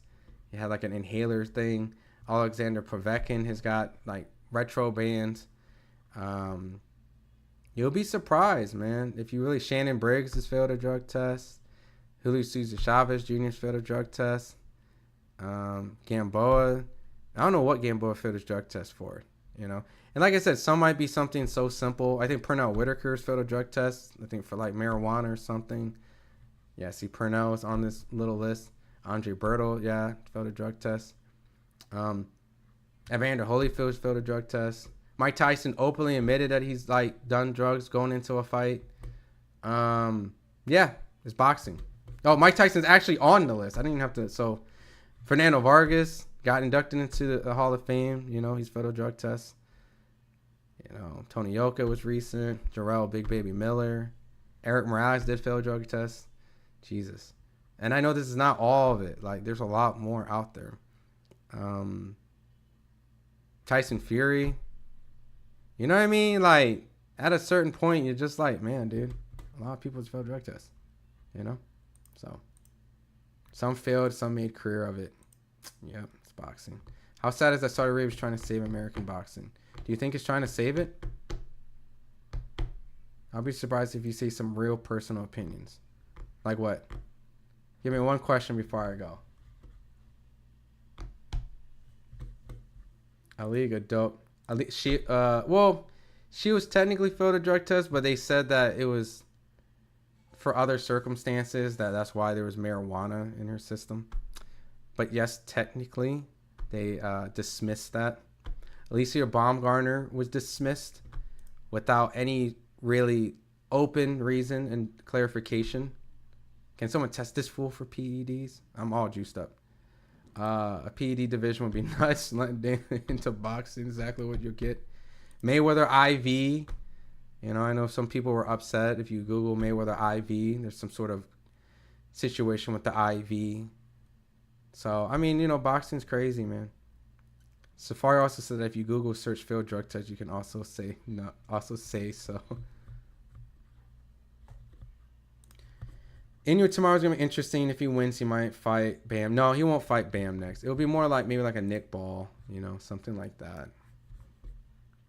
Manuel pull his finger. Y'all crazy. Like, who plays this weekend? Like, who fights this weekend? Y'all delusional if you think that a failed drug test really means a fighter doesn't anything a person can do drugs. You can do it without it. Y'all us like us make excuses. Huh? Y'all delusional if you think a failed drug test really means a lot. Well, a fighter doesn't. Anything a person can do on drugs, you can do without. Y'all us like make excuses. That's a pretty bold statement, Oscar. So you're telling me a guy who's able to take recovery drugs to allow them to train harder and get more recovery, rest, less injuries, that it's the same as some... Oscar, come on, bro. Come on, bro. I'm not even talking about Ryan and Devin and stuff. You really just saying, like, anything a person who's failed a drug test can do. So you're telling me a person on an EPO is the same as... I understand the idea that people have beaten people who's failed drug tests. Yeah, there's people that have been on EPO that lost to the less superior fighter, but... Come on, man. Let's not just sit here and just say drugs do not have any possibility of helping anyone. Let's just not do that. I'm just trying to just show that you'll be surprised how much drugs and how many people have failed tests and haven't got caught is all I'm saying. Like, that's what I'm playing. But hell no, Turkey is here for a bag. He'll give fighters a lot of money to take a real risk. Once he's gone, no network pay these fights enough to take a risk. Could backfire in boxing. Could be. Might inflate the market, and then eventually I have to crash and reset. You know what I mean? Ryan's proof that this is made just talking. Wouldn't even acknowledge that. Ben Garcia, Eubank versus Canelo. Fuck it. Conor Ben and Ryan Garcia. Two guys that feel that had drug controversies, right? You staying on so long is a pretty bold statement. Man, why are you being such a hater, bro? What's going on in your life, man? So Canelo won. Yeah, Canelo did win. So, all right, y'all. I'm going to go chill. I stayed on a little bit longer than I planned to. Manuel wants me to get off, so I'm going to do it for my big guy right here. But I appreciate, really, at the end of the day, everyone just staying in, rocking with me afterwards. Just chilling for the commentary and everything. But tomorrow we'll be doing Inoue and Espinoza. So around kind of same time, I might get on a little bit early because there's some fights that I might be interested in watching. So, but he's waiting for Mayweather to post a statement. Y'all so funny. This fool is a poster child of a statement. And yeah, the fight, Ben versus Inoue, bro, from what I know is going to happen later this year, or they're trying to make it. I haven't heard anything about that. I do know that Bam, has stated that, he's at his certain weight class and he doesn't plan on moving up anytime soon. And he kind of is getting tired of Inoue questions. So, I needed a laugh. That's what's up, man. Appreciate you stopping by, man. Appreciate you also taking my jokes back and not taking offense. But I think Bam and Inoue is not gonna happen anytime soon. Like, it's not. Like, I can verify that. So I just saw Bam this week, and so yeah, he's not even really looking about Inoue. So my boy, he said, Cap, you about to start gaming. My boy, nah, bro. I gotta get some sleep soon, dude. Cause I gotta wake up early tomorrow. So no, Daniel, we're gonna have post-conference footage sent to us. We have someone there, but there isn't anywhere I can send you guys right now because sometimes there's some places that will be going live. There's nowhere that has the post-conference live. Or I'll just send you guys the link right now, and you guys just go chill in there and watch that. So I don't see it anywhere. Queensberry did have one, but they took it down. Other than that, you guys are gonna have to wait till it gets posted in media outlets and watch it from there. So. Sucks, right? Don't like the fight for Bam, honestly. It's a tough fight. He hasn't made 122 before. Anyway's a generational talent. I think Bam eventually will get there, but it's kind of like throwing him in a little too soon. So, Canelo won. You think PEDs will be normalized in boxing like bodybuilding? No. I mean, it might be normalized in a way where, people are getting away with it, but, Canelo won. Some people came at my neck and thought Skull won, but it was a very uneventful fight. So when does the post interview start? It probably started now. I don't know. Or maybe there won't be one. Maybe that's why they made it private. So why is there no live pro? I don't know. I'll do one more Google search for you guys. If I find one, I'll put it in here so I can send you guys over there. Canelo post fight. Let me check this out. Is there a post fight?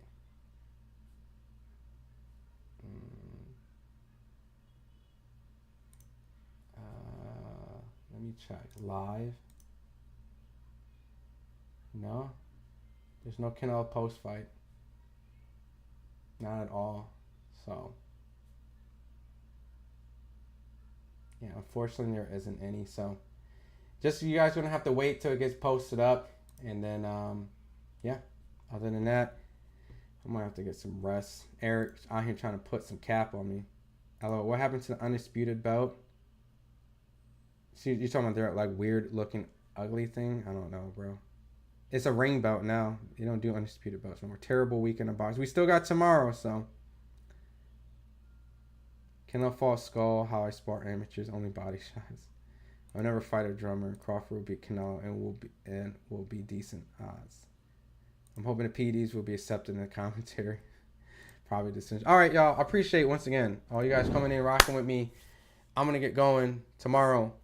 Anyway, Espinoza live commentary. We also get some coverage coming from there, and he really did not just search that.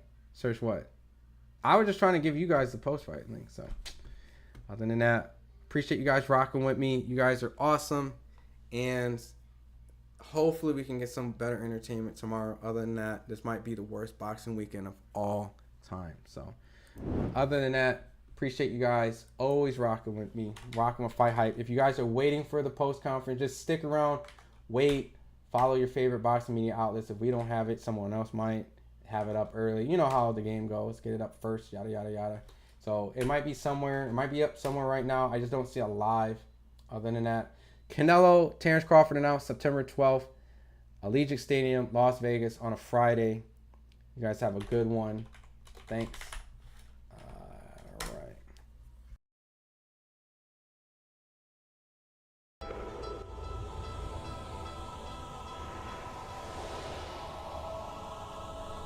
Yeah, I know Manuel, man. Sergio Mora did a terrible commentary. Don't listen to me, bro. I don't know shit. I'm trying to troll. I'm not trying to troll you, bro. I mean, I respect your opinion, Oscar. I ain't hating. I ain't hating. Everyone's entitled to their opinion, so. Skull didn't win shit. He's gonna regret this nice performance for years to come. I don't know. His bank account might be good. Probably not. Goodall versus Phillips. CBS had no post. Oh.